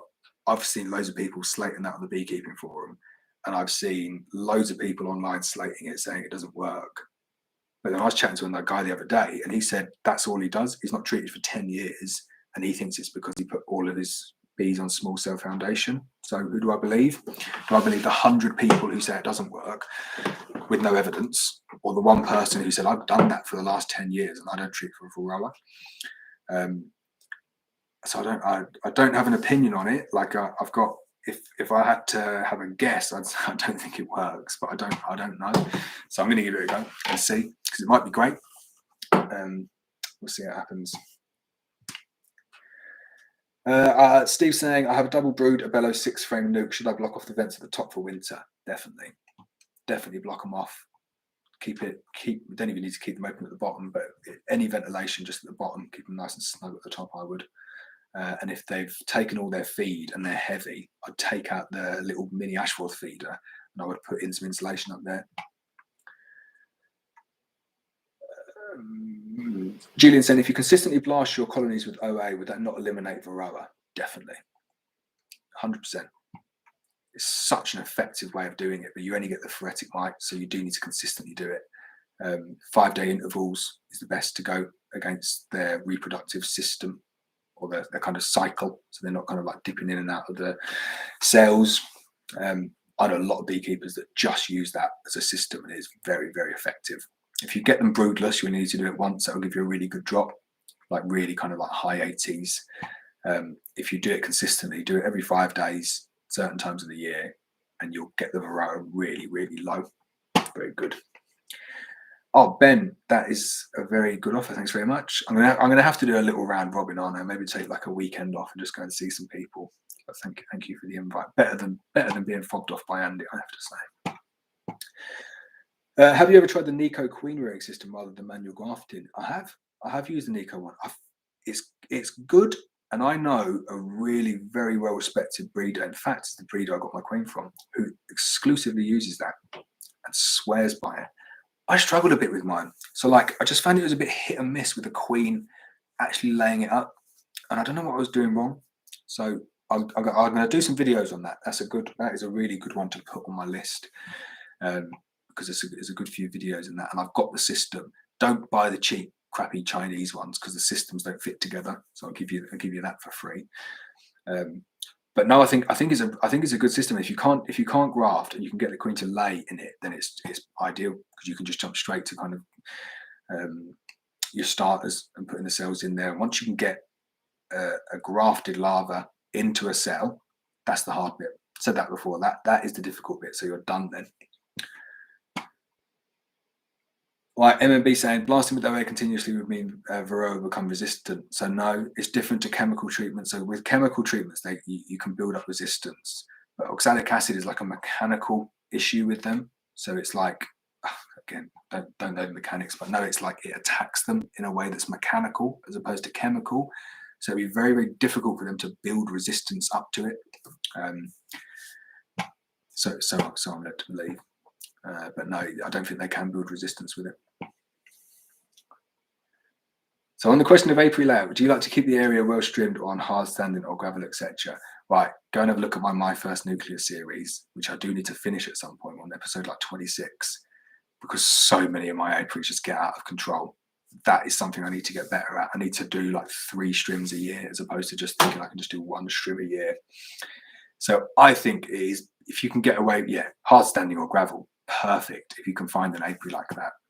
For us, we can't find apiaries like that. It's always just kind of grass, and it always gets out of hand in terms of the strimming. So I think it is nice to keep them trimmed. It makes things easier. It means you're not tripping over, dropping boxes everywhere, which would be good for some outtakes if I ever film them. But definitely, keep the apiaries tidy would be good. Darren saying, hi from New Zealand, mate. Many thanks for all the great vids. Keep them coming. We do appreciate the time and effort you put into making them. Thanks very much. I'm quarter Kiwi myself. So yeah, I'll be rooting for the Kiwis tomorrow when they play India in the cricket. I'll be absolutely over the moon if New Zealand beat India in the cricket tomorrow. It's like the best sporting weekend ever.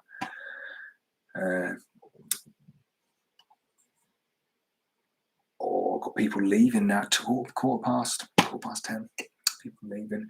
Another go at the pumpkin. 6336. Some good guesses. I have a beehive trying to supersede over the last 2 months. I blocked queen cells after finding the queen. My question is, will the hive stop producing queen cells with a temperature dropping, or am I in trouble? So that's probably what I would do if they're trying to supersede. The problem is, if they're trying to supersede, there's something wrong with the queen. They're not just superseding at this time of year for fun. But like if I find any colony superseding at this time of year, I just leave them to it. I really do leave them to it, because you'll often get them trying to supersede, and they'll run through the whole winter with 2 queens. Like, I know bees sometimes do seem a little bit stupid, and a lot of the time they are, but they do know what they're doing, and they will only supersede for a reason, which is the queen's running out of juice or something wrong with her. So I just leave them to it. If they're superseding and it's like 1 cell or maximum 2 cells, and I see it this time of year, I just leave them. It's actually quite a desirable trait for a colony to supersede, especially late in the season, if it is just like an aging queen, as opposed to there being something wrong with the queen. If you can get a colony or like a strain of bees that will just supersede themselves every 3 years and not swarm, then that is a very good colony of bees. So I just leave them to it. So hi, can you trickle feed through the year to boost numbers, to do splits and increase the number of colonies? So you definitely can. So trickle feeding through the year. This is what I'm going to do on my video next year in terms of like how many colonies I can make from one. So how many splits I can make from a single colony. But obviously you can't, if you're doing any sort of honey, you can't put the feeders anywhere near them. So if you want to cut all your losses and say I'm going to go for as many colonies, pardon me, as I can possibly get, then trickle feeding throughout the year is the best possible way to do it, because you just like get the queens to pump out as many cells and as many eggs and larvae as they possibly can. Tires the queens out doing it though. But for making splits, it's great. Really, really good. But just don't do it if you're feeding. I finally got my invite to Andy in the next 6 years. So I'll see you in 6 years, Andy.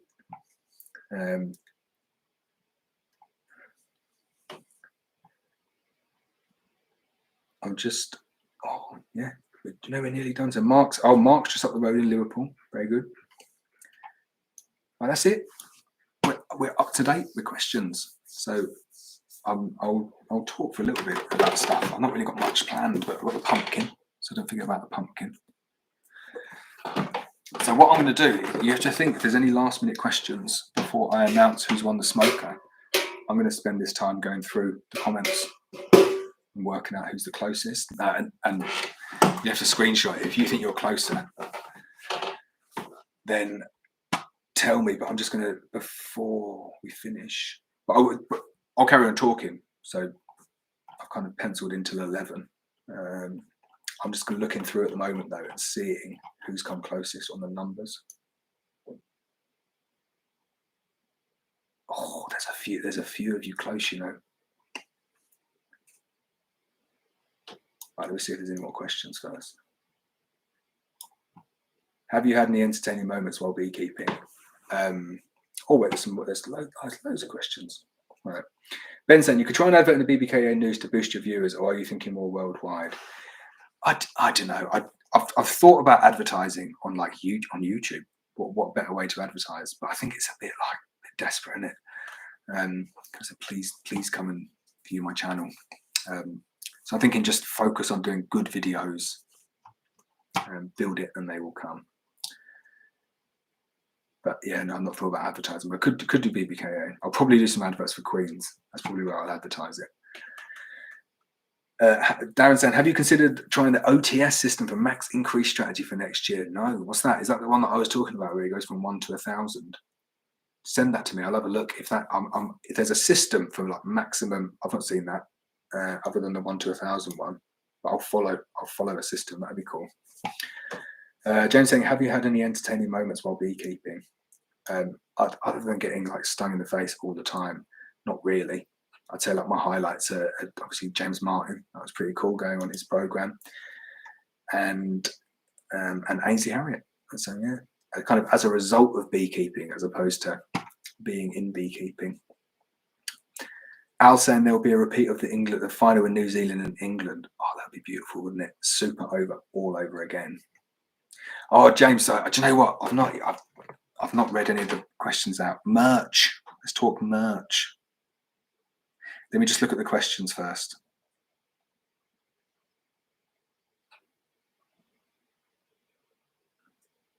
Right, there were a few questions I've got on my phone that I need to answer as well. Right, so merchandise, I will do some merchandise. I don't want to be embarrassed and it's just me and you, James, wearing the Hot Fire Handy hats. But I will do it like as a bit of fun. If someone wants a no-nonsense beekeeping fleece or something, I'll stick it up as an available thing. And the hats and whatever. But you need 10,000 subscribers to do it. So I will do it. But I don't expect any of you to buy it. So don't worry if you're looking at it and thinking, what's this? Rob saying, have you ever done a double queen hive? No, that's a really good one to do. A double queen hive. I've seen people do that. So next year there's a video I'm going to do, which is like the demoray, but the requeening of the demoray.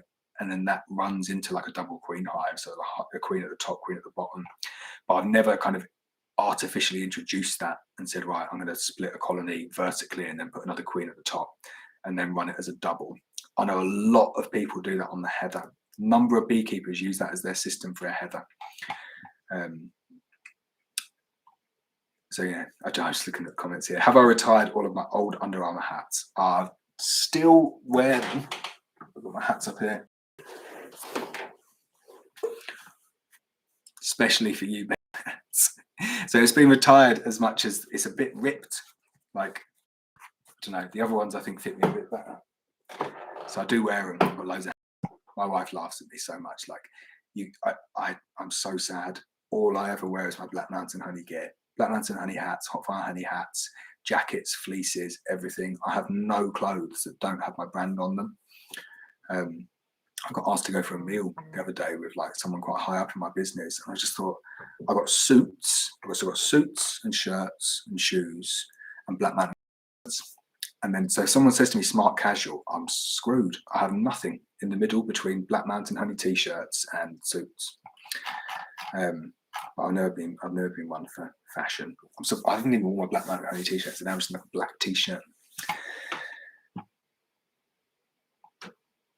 But pays to advertise, it does. Do you know what? I've made some good sales, kind of wearing my Black Mountain honey t-shirts to like farm shops and stuff, and they're like, "Oh, you're a beekeeper," and you're like, "Oh yeah." And they're like, "Oh, we need a honey supplier," and then you get into some of these big shops, and it's pretty good. But yeah, I've retired them for the videos just because of the advertising, because of all the hot fire honey that we sell. Absolutely flying out at the moment. I think I did a total of about 3 bottles last month, and I think all of those were Jim. So thanks, Jim. Richard will buy a fleece as well, so that's good to know. It's funny you say that, John. So I'm going to speak to BBWare and get them to do like a custom made, because my ultra suit is very different to the ultra suit that you can buy. So I've got 2 ultra suits now, and the second one, if you notice this, you look back at the videos, the first one much smaller pockets, and obviously like the arms are nowhere near as long, and then all of them are fully zipped. So all of the pockets have got zips underneath the Velcro. So I said to them, why don't you do it as like a Black Mountain honey special?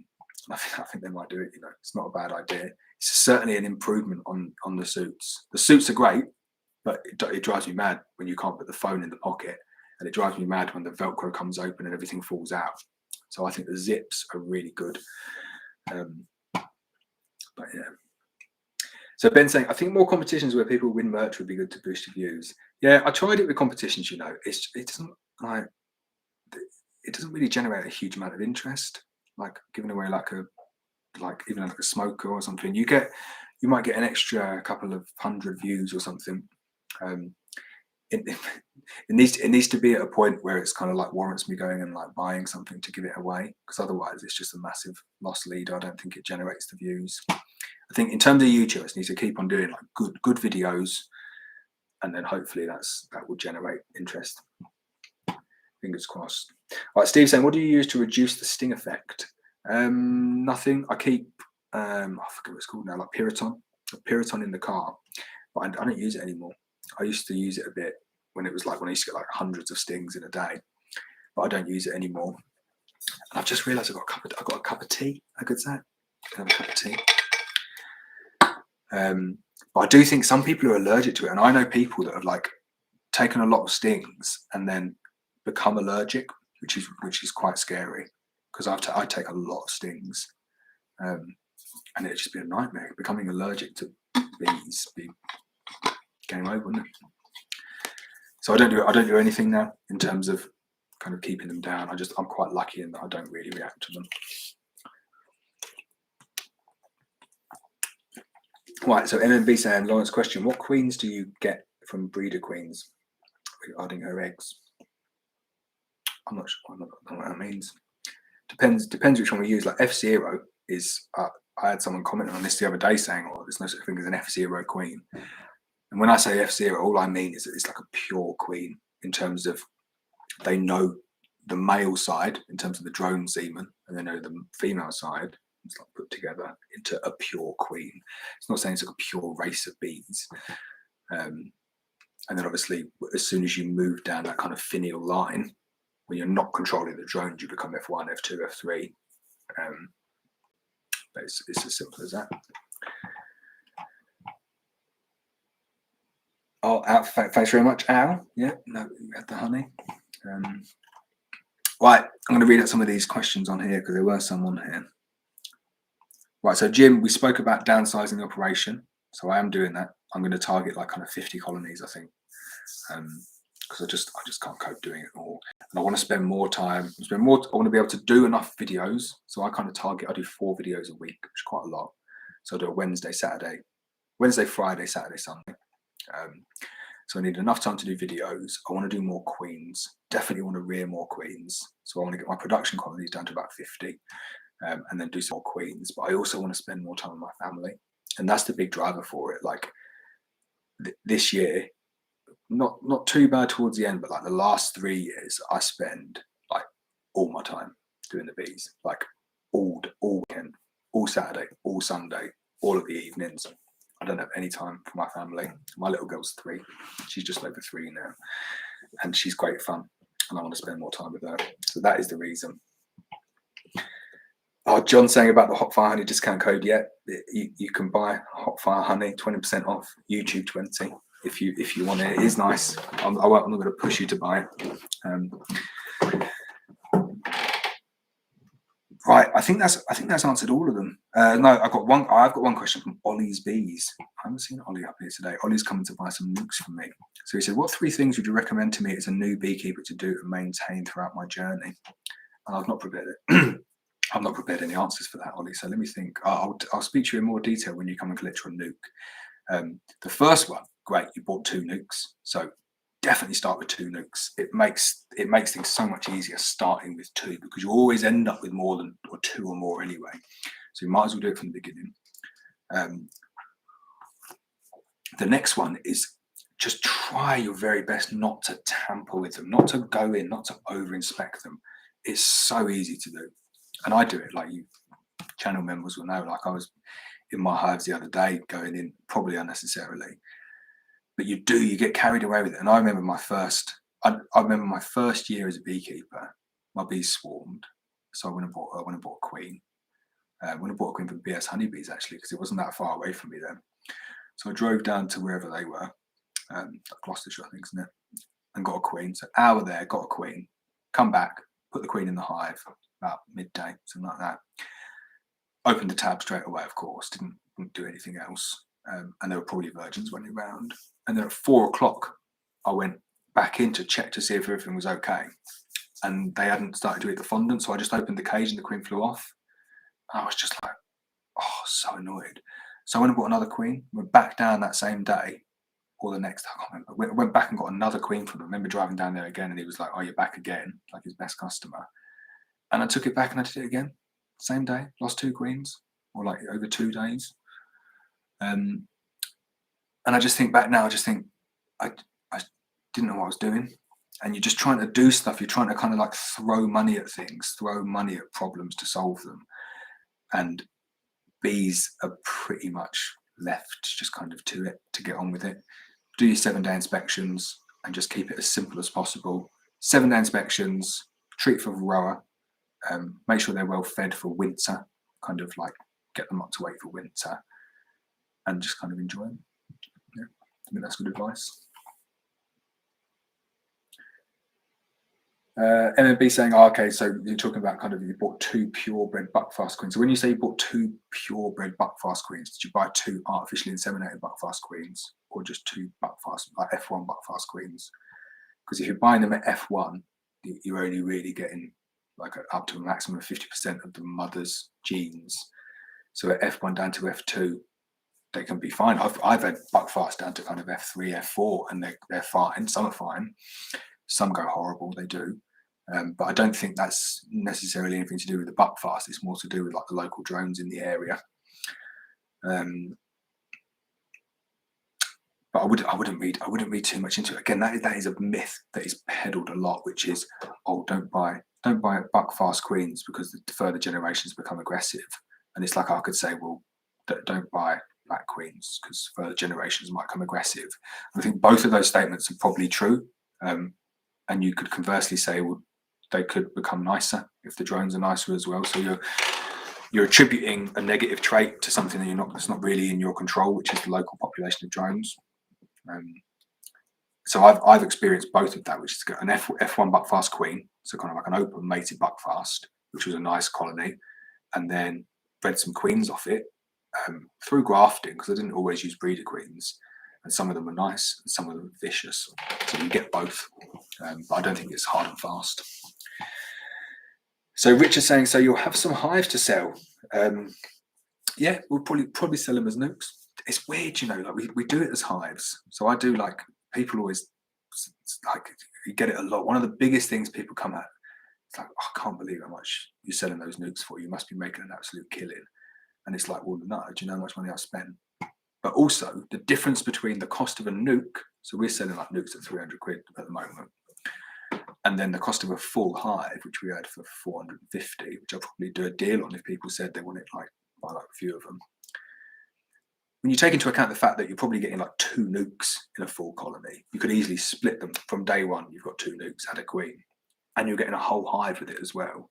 I thought they would fly out the door. They've been on the site for ages. I think we sold two, something like that. But yeah, I'm going to sell some hives. I've got loads of boxes because I've probably got like 50 beehives that have not got bees in them at the moment as well. So yeah. So did I watch the Wales versus the All Blacks match? No, I didn't watch the Wales versus the All Blacks match because I've watched so much sport today. My ass killed me. So I watched the Arsenal game, and then I watched a little bit of the Man United game, which was a bit, I wanted to draw, and I watched the cricket as well. So I watched England absolutely batter Australia, which was good. But in terms of the Wales versus All Blacks match, no, I didn't watch it, but I'd have probably, don't tell anyone, I'd have probably supported New Zealand in that one. Because whenever it's white, whenever it's England in anything, all of the Welsh hate the English. So I kind of think, well, you know, I am actually kind of quarter Kiwi. So I will support just my grandfather's team. 3 rules of beekeeping: patience, patience, and patience. It's so true. You need so much patience, and it's weird because it's like it's that stand back approach is so good when it comes to beekeeping. It works wonders, and you get to the end of the season and you just see how much honey you've got and stuff. It's mad. So Ben, that's a good question. F0, does it have to be AI? Yeah, it does, because although island mated, I don't think it's not guaranteed, is it? You're not selecting the drones. You're still saying we're still kind of like open mated, although you're restricting that as much as you possibly can. You're not selecting it from like a specific hive. They just have like 1 hive worth of drones on there. So we do breed from island mated queens if they're good, and you'll get variation as you would in an F1 anyway. But I think to be a true F0, I do think it does need to be AI. So Jim, will you be selling any Welsh black bees in 2022? No, not doing any more Welsh black bees, because a number of reasons really. One is that it's difficult to keep kind of like both of them going in terms of like the number that's available. So like next year, 200 nukes. How many black ones do I make? Do I do 50 blacks and 150 Buckfast? That means I have to kind of guess. But also, I just think, I know you bought the black ones. I think the Buckfast are better, and not in terms of. It depends what you want. Some people just want a really dark bee, and that's why we started selling the Welsh blacks, because it's like, well, I've got some bees. They're mongrels and they're dark Welsh blacks, and that is all the Welsh black is. Anyone who sells you Welsh blacks is saying, I've got some bees and they're dark and they're from Wales. Like it's not like an island where they think they've got like a pocket, or that I believe they do have a pocket of like a pure race of AMM. It's not like that in Wales. Like there's no one's kidding anyone. It's just a dark mongrel. So it's just a bit difficult to keep them, and then I find kind of like building them up and doing stuff with them is just a little bit more difficult to work with. So my goal for next year is to improve the temperament of all of my bees. So any of the horrible ones are going to be getting squished, and I'm going to be requeening them with really nice gentle queens, and I'm just going to try and do it iteratively, year on year, just get them as calm as I can possibly get them, because I'm transitioning now away from trying to produce as much honey for each colony as possible to selling nukes, breeding queens. I prefer just to kind of have gentler queens, makes my life easier. So unfortunately not going to sell any more Welsh black bees. MMB, queens from SEPA, UK, not sure what the F1 etc. is, own hives and purchase some swarms. Don't split, so drones various, what queen quality worldwide. So SEPA, they won't be. How much? Oh, sorry, asking a question. How much you pay for them? I know they do breeder queens at SEPA, and they're good queens from them. But I reckon you probably got F1s from them. So I reckon down at F2 you got no problem at all. Darren, for OTS system, look up OTS queen rearing system. Okay, yeah, no, I will do that. So that sounds good. I'm gonna have a look at that and see it for a series. I'm gonna try and reduce the number of series I do next year. I'm gonna do that because this year, like I thought, just pump out as many videos as I possibly can, keep the series going, and then people like to follow them. But I do appreciate some of them became a little bit repetitive and some of them bit duplicatey, because you've got certain things at the same of the year. So you've got like preparing colonies for winter and making splits for overwinter. It's like just doing the same thing twice, once on one other colony. So I will try and merge as many as I can into videos, because I think they do better if you have like, this is how you rear queens, and then just do it like a half-an-hour video showing from beginning to end.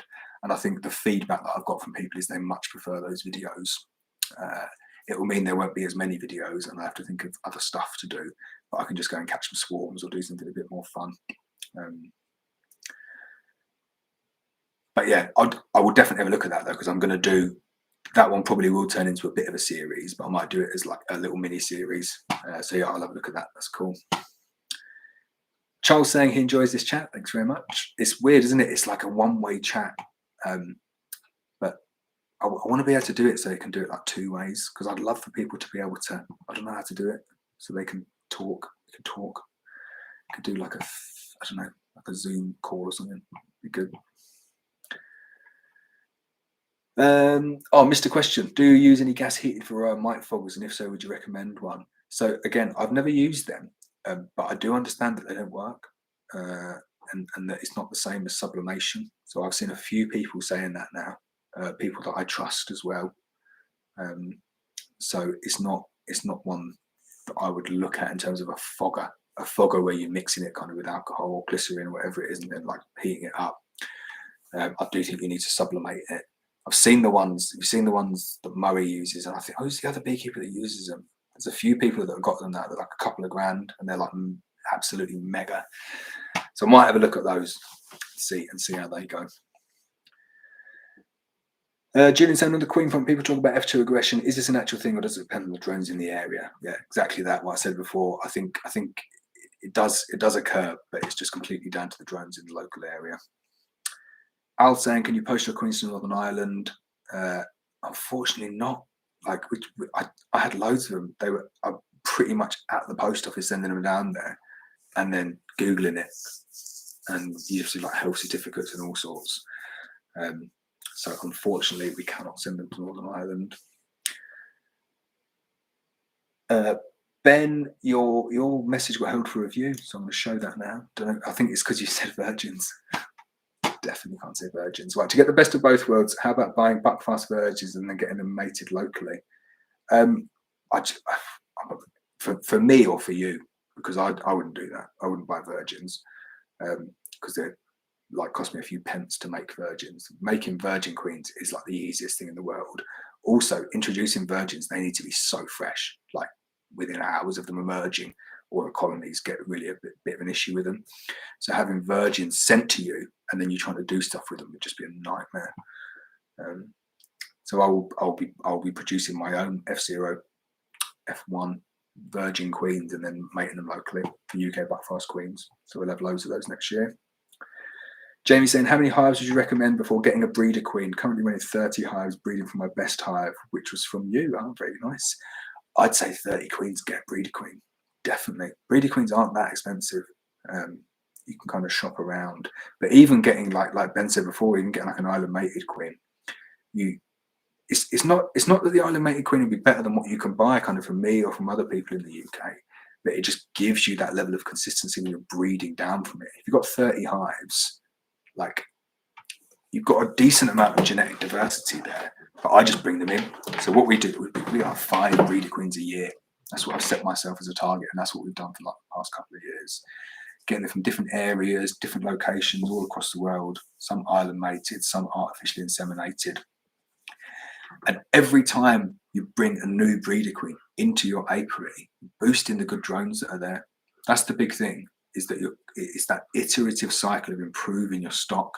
Every time you bring in a breeder queen, you not only get the ability to graft off it, but you get the ability for those drones to go into your apiary and to mate with all of your other queens when they're superseding or when they're swarming, and just constantly building it up.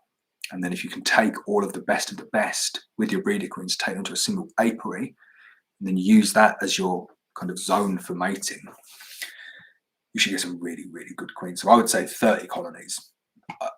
I'd have a go at a breeder queen. Be good.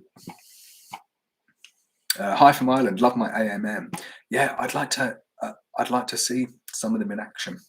I've heard good things. Right, hello everyone. Right, purchase queens from 4 different suppliers. Atlantic queens came out on top. Very good. I didn't pay Jamie to say that, but I'm glad they did well for you. Charles saying people are very caught up on this. Is it pure honey? And of course, you don't want to feed sugar water when the super is on. But do you think the bees access just as much soda cans and such as they do flowers? Definitely not in Wales. Like, it is just fields and sheep around here. It's not like kind of cities. But even in cities, I wouldn't have thought a huge amount. Like, you see the one, like the M&M factory, you see that pop up on Facebook all the time, don't you? Saying, like, with the blue sugar colouring or whatever they've gone to get. But you don't want to feed them. You don't want to feed them sugar syrup just to get them built out. Like, you don't want to do that. So I don't think you need to feed bees at all, kind of throughout the season. So as soon as they get going in the spring, take off all the feeders, and then you're good to go. Rodney Middleton. Sorry, I'm late. Been applying OA treatments today. Oh, Rodney is like the #1 YouTube fan I think I've ever met. Like, you comment on every single channel. Every time I watch anybody's videos, I always go down and have a look at the comments, and you're just there. You're just an ever present. So thanks very much for coming to my stream. Much appreciated. I don't think you are in the UK. I think you're like US, aren't you? But you can still have a guess how big this pumpkin is. How big do you think? Because we're doing guess how big it is in grams, and then you can win a smoke. So have a go. Oh, I need to go back and look and see who's winning. Right. Who's next?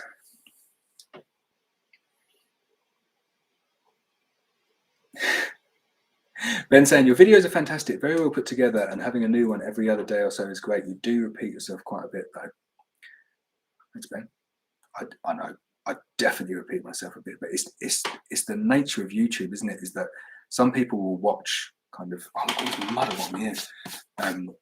Some people will watch every video, and then some people will watch one video. And who was it? Someone had a go at me the other day, like earlier this year, about like a demo. So it was like part of a series. I don't know. I'd mentioned the word demo in it, and I just kind of said it casually and said, oh, so this is a previous like demo split or something. I've gone on and talked about something else, and he really it was like, you need to explain what a demo is, and saying like every time I say any kind of word that some people don't know, I should kind of stop and explain it or put it up on the screen and stuff. I'm thinking it would get a bit boring, wouldn't it? So I take your feedback on board, Ben. I do try to not repeat myself that much, but I also just try and kind of pitch it at the level for the video, for the respective video. Right, Richard saying, why not organise a meet and greet chat next year? That way you can have a two-way chat. How do you do a meet and greet chat? It's like on YouTube. I don't know how to do that. Not like, I'm all right with IT, but I'm a little bit behind, I think. Like Adam was telling me about this thing the other day. I can't even remember what it is. Something like something server, where you don't just. I said to him, "Oh yeah, we've got a Facebook group," and he laughed in my face and mocked me and said, "What are you, some sort of old man?" Yeah, I guess I am getting a bit old. Sorry, Adam. But yeah, meet and greet chat, it'd be cool. Like I do think this format is good. I enjoy doing these streams because it is good, and I do think it's good to interact with people on a live basis. But I do think they might get a bit like you can only ask so many questions, can't you? So I'll have a think about something different maybe. I'll definitely do some live streams next year at the bees, because that would be good. And I think this is what's fun about the series. Yeah, and I say this is that you've got nowhere to hide on the series. So like I've done videos before where, and it's like the videos you see the final cut, you see like the polished end bit, and you see it looking like it stitches together right, and nothing goes wrong apart from when the queen dies. But sometimes I do videos and I don't post them. Like I did a video on like secondhand beekeeping equipment, and like some of the stuff I said was just wrong. So I was kind of editing it, and I was thinking, oh shit, that's not actually right. So some of the stuff you can cut it out. Sometimes you do a video and you just think, I can't do that. Whereas a series, like I leave you at the end, don't I? And I say, right, that's the end of the video. Come back next week, and then you've got to follow on. So if I say, okay, well I've done this split, and there's a queen cell in there, and we're going to come back in 3 weeks and see if she's mated, like the Demerray split one that I did. I'm thinking, if this queen doesn't get mated, I've just shot like hours of this video and I've not really got anywhere to go with it. So in a series, you've got nowhere to hide. So I do think there is a good thing for some series. Right, let's have a look. Right, Rodney. During the OA vapor treatments, found a hive that was almost starved, so I reduced them to a nuke with a feeder and a frame of pollen and honey. Very good. I hope they get through. DIY kept saying I have island mated queens. Cool. John saying going to try swapping a queen with another NMB member next year. MMB saying, have you ever used a fogger using mineral oil? Met a beak from the EU, popular VM treatment there. Any thoughts? As OAV needs all the protection equipment, mineral oil is safer. Yeah, I don't think it works. Like I said, I'm not like a scientific beekeeper. I'm not got the time. I'd love to do this. I'm not got the time to kind of like test stuff like that side by side and count the drops and do all that kind of stuff. I've just not got the time to do it. But from what I've heard, people who I do trust, when they've used foggers, is saying that it's nowhere near as effective as sublimation. So I've not used it. So Kentie's Kit saying, good idea putting videos together. I find they're currently over too quick with the shorter ones. Take that as a positive. Loving my double hide hives. How do yours doing? They're doing good. They're doing good, the hide hives. I really like the hide hives and I love the way they're built. But the one thing that I really do struggle with on them, and it's probably because of the way that I'm just used to like standing behind the bees in like a warm way, is that you're effectively managing them like the cold way. You're not. It's just where you've got to stand. But like you have to twist, and I do struggle a little bit on my hives like that. But they're good. I do like them. I think if you just want to keep kind of like a couple of hives in the garden, you're not that fussed about taking loads and loads of honey out of them. I do think they're really, really nice. They're easy to use. They look amazing. They're well built. So I do like them. PR1 mate. If you want to expand on YouTube, get yourself the farm and do more lifestyle content. Get the wife and kids involved and a few chickens. Check out White House on the Hill. See, I do. It's a nice idea, but it could go wrong. And I tried doing I did one video, started doing little bits of that, didn't really like kind of like foraging and stuff. I think I'd put a lot of you off if I started doing videos like that. A few of you might stay, but I think the majority, Rodney definitely wouldn't be it. He's beekeeping, that's it. That's all he wants to know. If I started doing kind of like keeping chickens and keeping, because the route that I'd go down is like keeping cows and keeping pigs and like taking them to slaughter and making salami. And eating it, doing stuff like that. And I know that would appeal to some people, but I think the majority of the people who follow this channel, subscribe to it, I don't think they'd be too interested in that. And I'd probably open up a new demographic of people that would be interested. But I do feel like I'm too far down the road with beekeeping now. So if I was going to do it, I'd start a new channel and I'd run both channels concurrently. That would be the way that I would do it. Right, Ben saying, if you can remember MySpace, then you're apparently old. So I can remember MySpace. So definitely old. But it's weird, like I think this now. I think you look at Facebook. Facebook is definitely dying, isn't it? It's getting a bit old and everyone's Instagram. And even now, Instagram's getting a bit old. Everyone's TikTok. And I started doing a bit of TikTok stuff. And it's difficult, isn't it? Because you just need like big fat eyebrows and lipstick and stuff to do well on TikTok. But I worry about YouTube. I worry about kind of like putting all my eggs in one basket. And I think, what's going to knock YouTube off its perch? But then you'd have thought that 10 years ago, what's going to knock Facebook off its perch? And something else will come along, wouldn't it? So it'll be interesting, that one. Right. Ever seen a queen knocked out by a marker pen? Someone else said that to me. Yeah, I've not had that, but I've seen plenty of people do it where they kind of just like faint or like play dead and then they kind of give them like a little tickle on their tummy and they come back to life. It's never happened to me. I've seen some videos on that now. John saying, Bibba do a live at the Hive videos and hilarious when the tech fails, but you need others to work the camera and controlling the chat. Yeah, see, that's something else I would do as well. Like if it ever went like big on YouTube, you'd get like better edited videos and you'd get someone else on there. You'd get like a real team, wouldn't you, if it was that big? But it would be good fun. I would like to do it. John's still on his AOL email address. Very good. Right, Ben saying, watch something interesting on using apple cider vinegar for helping with deformed wing virus. Any experience? I think the logic is the change in pH kills the virus. I don't know. They like makes sense, doesn't it? But I think my view on that is just don't let them get deformed wing virus by keeping the varroa load really low. And if you do that, then why do you need to worry about treating deformed wing virus? Kind of like solve the problem further up the line. James saying, I can see a Black Mountain farming channel in the future. I would love it. It is good fun. It is great. Kind of like dabble in the bits that you enjoy. Robert saying, how many years have you kept bees and how fast did you build up the numbers? So about 8 years. It's not that long. It's funny because I speak to people and they're like, oh, I've been keeping bees way longer than you. But yeah, eight years or so. But an incredibly intense 8 years. And how fast did you build up? It's funny. Like I started first year, I had four or five into winter. And then the next year I was on like 50. Like it went from 4 to 50. And then it dropped back a bit. I had a really bad year that second year. And I lost like 40% of my colonies. I made such stupid mistakes. There is a video on this. So and I think back now to these mistakes. I think, what was I doing? Like, there's such stupid amateur mistakes, but you don't know. You don't know any better. You think it makes sense when you're in the moment. And I do things for stupid reasons, which is I wanted to like limit the amount of time that it was going to take me to do stuff. So I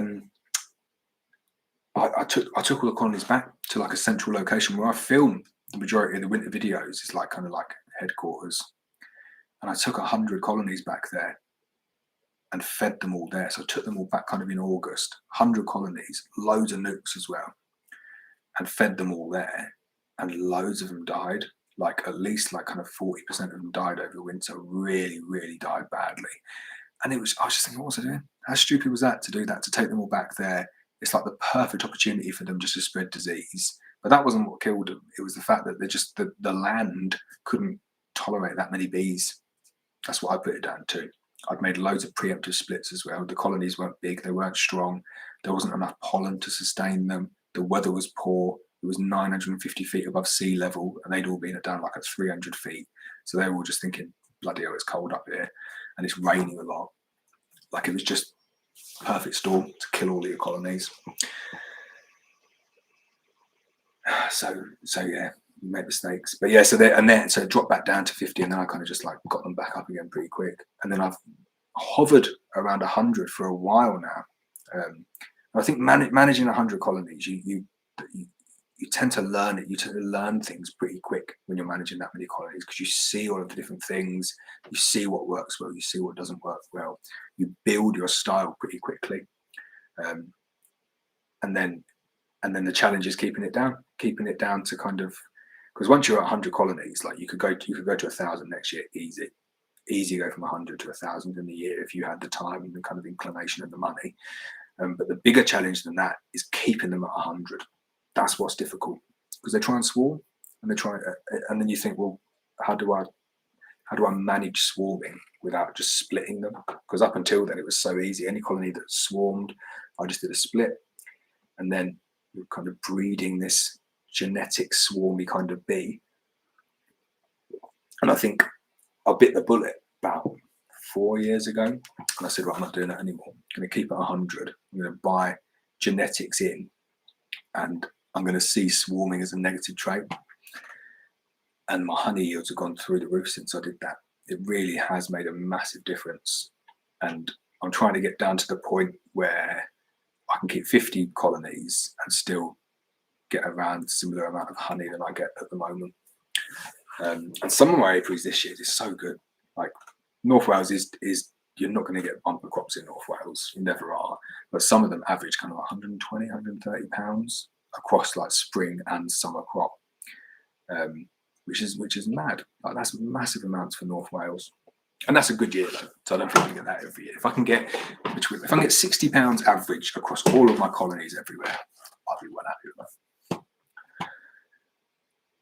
Right, let's see the next one. Andy saying, I think you'll find a lot of people who carry on watching. I will speak to a lot of people here, but we enjoy your videos and the way you do it. Thank you, Andy. Do you have a rule of thumb how many colonies nukes per apiary? So not really, but I definitely put too many there previously. So I would say I'd like to limit it now to kind of like 16. I think 16's a target number because it's 4 pallets worth and it's like a really small plot space, so you can get them anywhere. And I do find that's probably about where we are in terms of like diminishing returns. I started off thinking, you get 50 there and they'll all produce the same. And I just not experienced that. So I try to keep them a bit lower. And I do think they do a bit better. So yeah, 16. Kenny Kicks, house on the hill. It's like the family and chaps seem to have angry bees all the time. Does my head in so hectic? Sounds like my bees. Ben saying the bush bee man is quite funny. I think he has a second channel about nursery rhymes. Interesting. Richard, happy to be on your tech team. You need to send me an email, blackmountainhoney@gmail.com. You are hired as the first member of my tech team, definitely.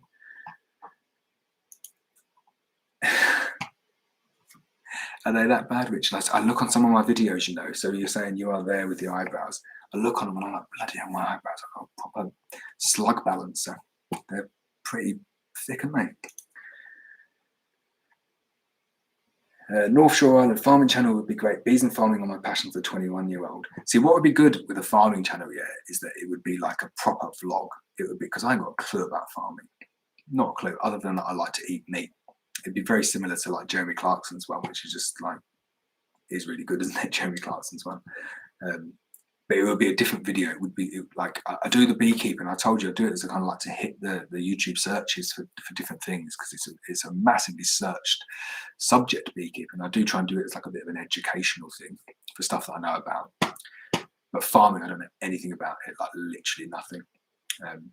So it would just be like a compilation of me making loads of mistakes and then killing animals. It's a bit, it sounds a bit grim. Maybe I won't do that. Maybe I'll do like a gardening one. That's a bit nicer, isn't it? But I do think it would be good if I ever went for, do you know what? Before I do a farming one, I'd do a food one. I would do a food one because I love my food, and I would do kind of like making pizzas and going to like different places and watching them make stuff. I watch loads of foodie stuff on YouTube, and I enjoy it. I do, and I think I'll make some good videos on that, and it will get good views. So maybe I'll do that one first. The DIY beekeeper. I make most of my hives, and it's damn hard work. I like to make my hobby pay for itself. Yeah, I want to do more DIY stuff like that. I'm not very good at carpentry. Like I love it. I love a bit of woodwork. I'm not very good at it.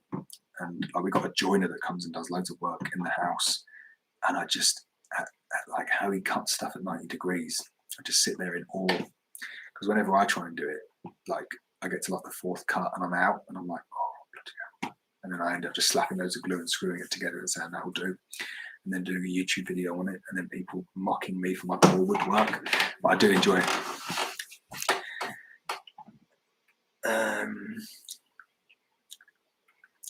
Right, John, putting you down for product testing, what for food? Okay, you have to sign a disclaimer on that as well.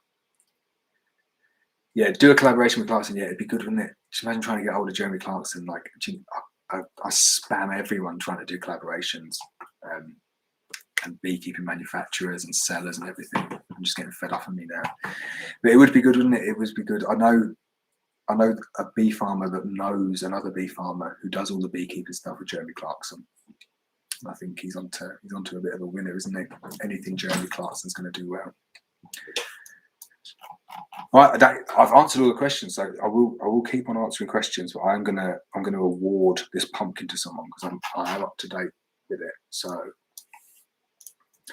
let me I tell you what, I'm gonna do this in a different way. I'm gonna tell you how much it weighs. and then I'm going to try and find it. And if someone can prove to me that I've awarded it to the wrong person, then I will do it. Right, so this pumpkin weighs 7,658 grams. 7,658 grams. So who's the winner? So I'm going to have a look through and see if we can find who the winner is. So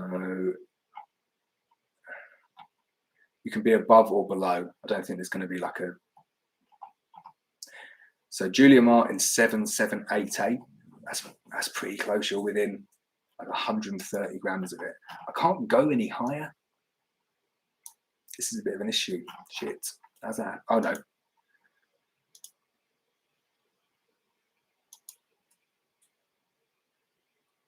Oh, there we go. How bad would that have been if I'd have just deleted all the messages about live chat?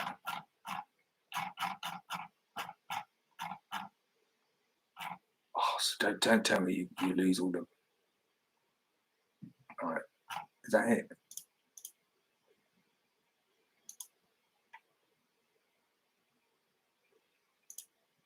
Can someone tell me at the bottom if there's like a way of getting do I tech team? I need to know, I need to see all of the messages.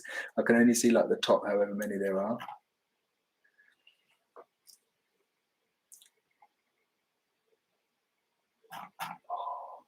Right, I'm gonna have to work out how to get through the chat. There must be a way of finding out what all that chat is. I can see like the top 600, but at the moment, Julian, you're winning. I think.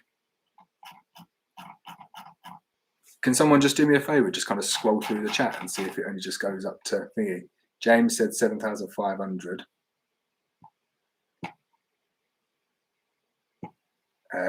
I think Julian's winning at the moment.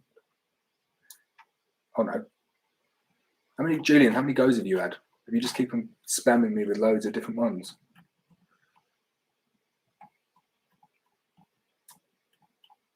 Oh, this has not gone well.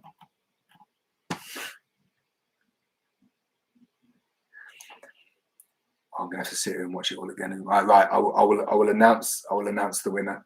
I'll work out who it is, and I'll just have to try and find you somehow. That's a bit crap. Right. I think we're done. 3 hours.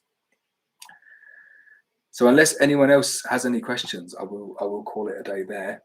But thanks everyone for coming and watching it. We nearly peaked at 100 people, which is great. I can't believe that many people come and kind of come for a little bit of a chat. It's good.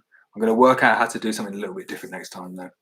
So I'll either interview someone or work out a way that we can collaborate with people talking, because I do think it would be good. And even if it's just, I think I could do it, you know, if we just have the chat and then I just kind of like quickly go in and like talk to different people and put you up on the screen. I think that will work.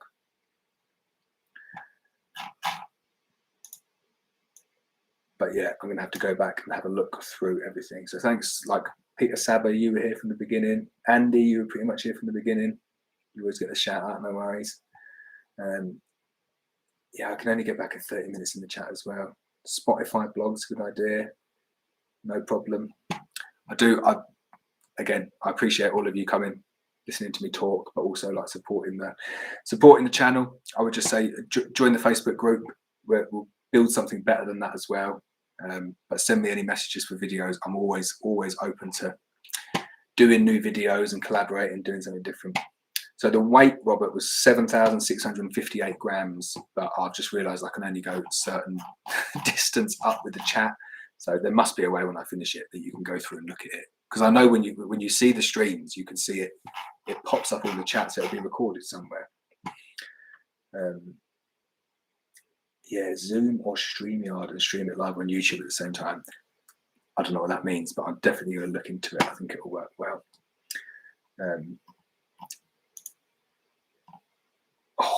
Robert's asking, DIY Beekeepers asking questions. I can carry on talking. How much money of your own did you invest to get 150 hives? So I've invested about £250,000, I reckon, in our business. Huge amount of money. It goes too quickly because you just spend it. So it really does get kind of quite silly. That doesn't take into account all the money you earn back from it, which is kind of nothing. And that's not just spent on beehives, that's spent on like vehicles and honey extraction machinery and all that good stuff. But yeah, I think that's it. I'm quite tired. But so thanks everyone. I will go through and I will check that chat and just finally kind of, I know they didn't supply this smoker for it, but thanks to Thorns, like they're really good. They're one of the companies, along with Abello, that do provide me with quite a bit of stuff to show you. So I thought I would do them a favour and give that smoker away on there, and it is a good smoker as well. Just checking new questions coming up. Did you produce a video on second-hand beekeeping equipment in the end? I think I did. I can't remember if it went out or not. I'm gonna go back and have a look, because if I didn't, it's a good one to do, because there's quite a lot to talk about with second-hand beekeeping equipment. But yeah, I think that's it. So I'm done. Thanks everyone for coming in. I'll call it a day, and I will post on my Facebook and Twitter and maybe Instagram as well, and YouTube, the winner, and I'll pick your name out on here. So if you think you're close to that number, check on my social media kind of like tomorrow, and I will announce the winner. But good night everyone. I'll see you all soon. All right, bye bye.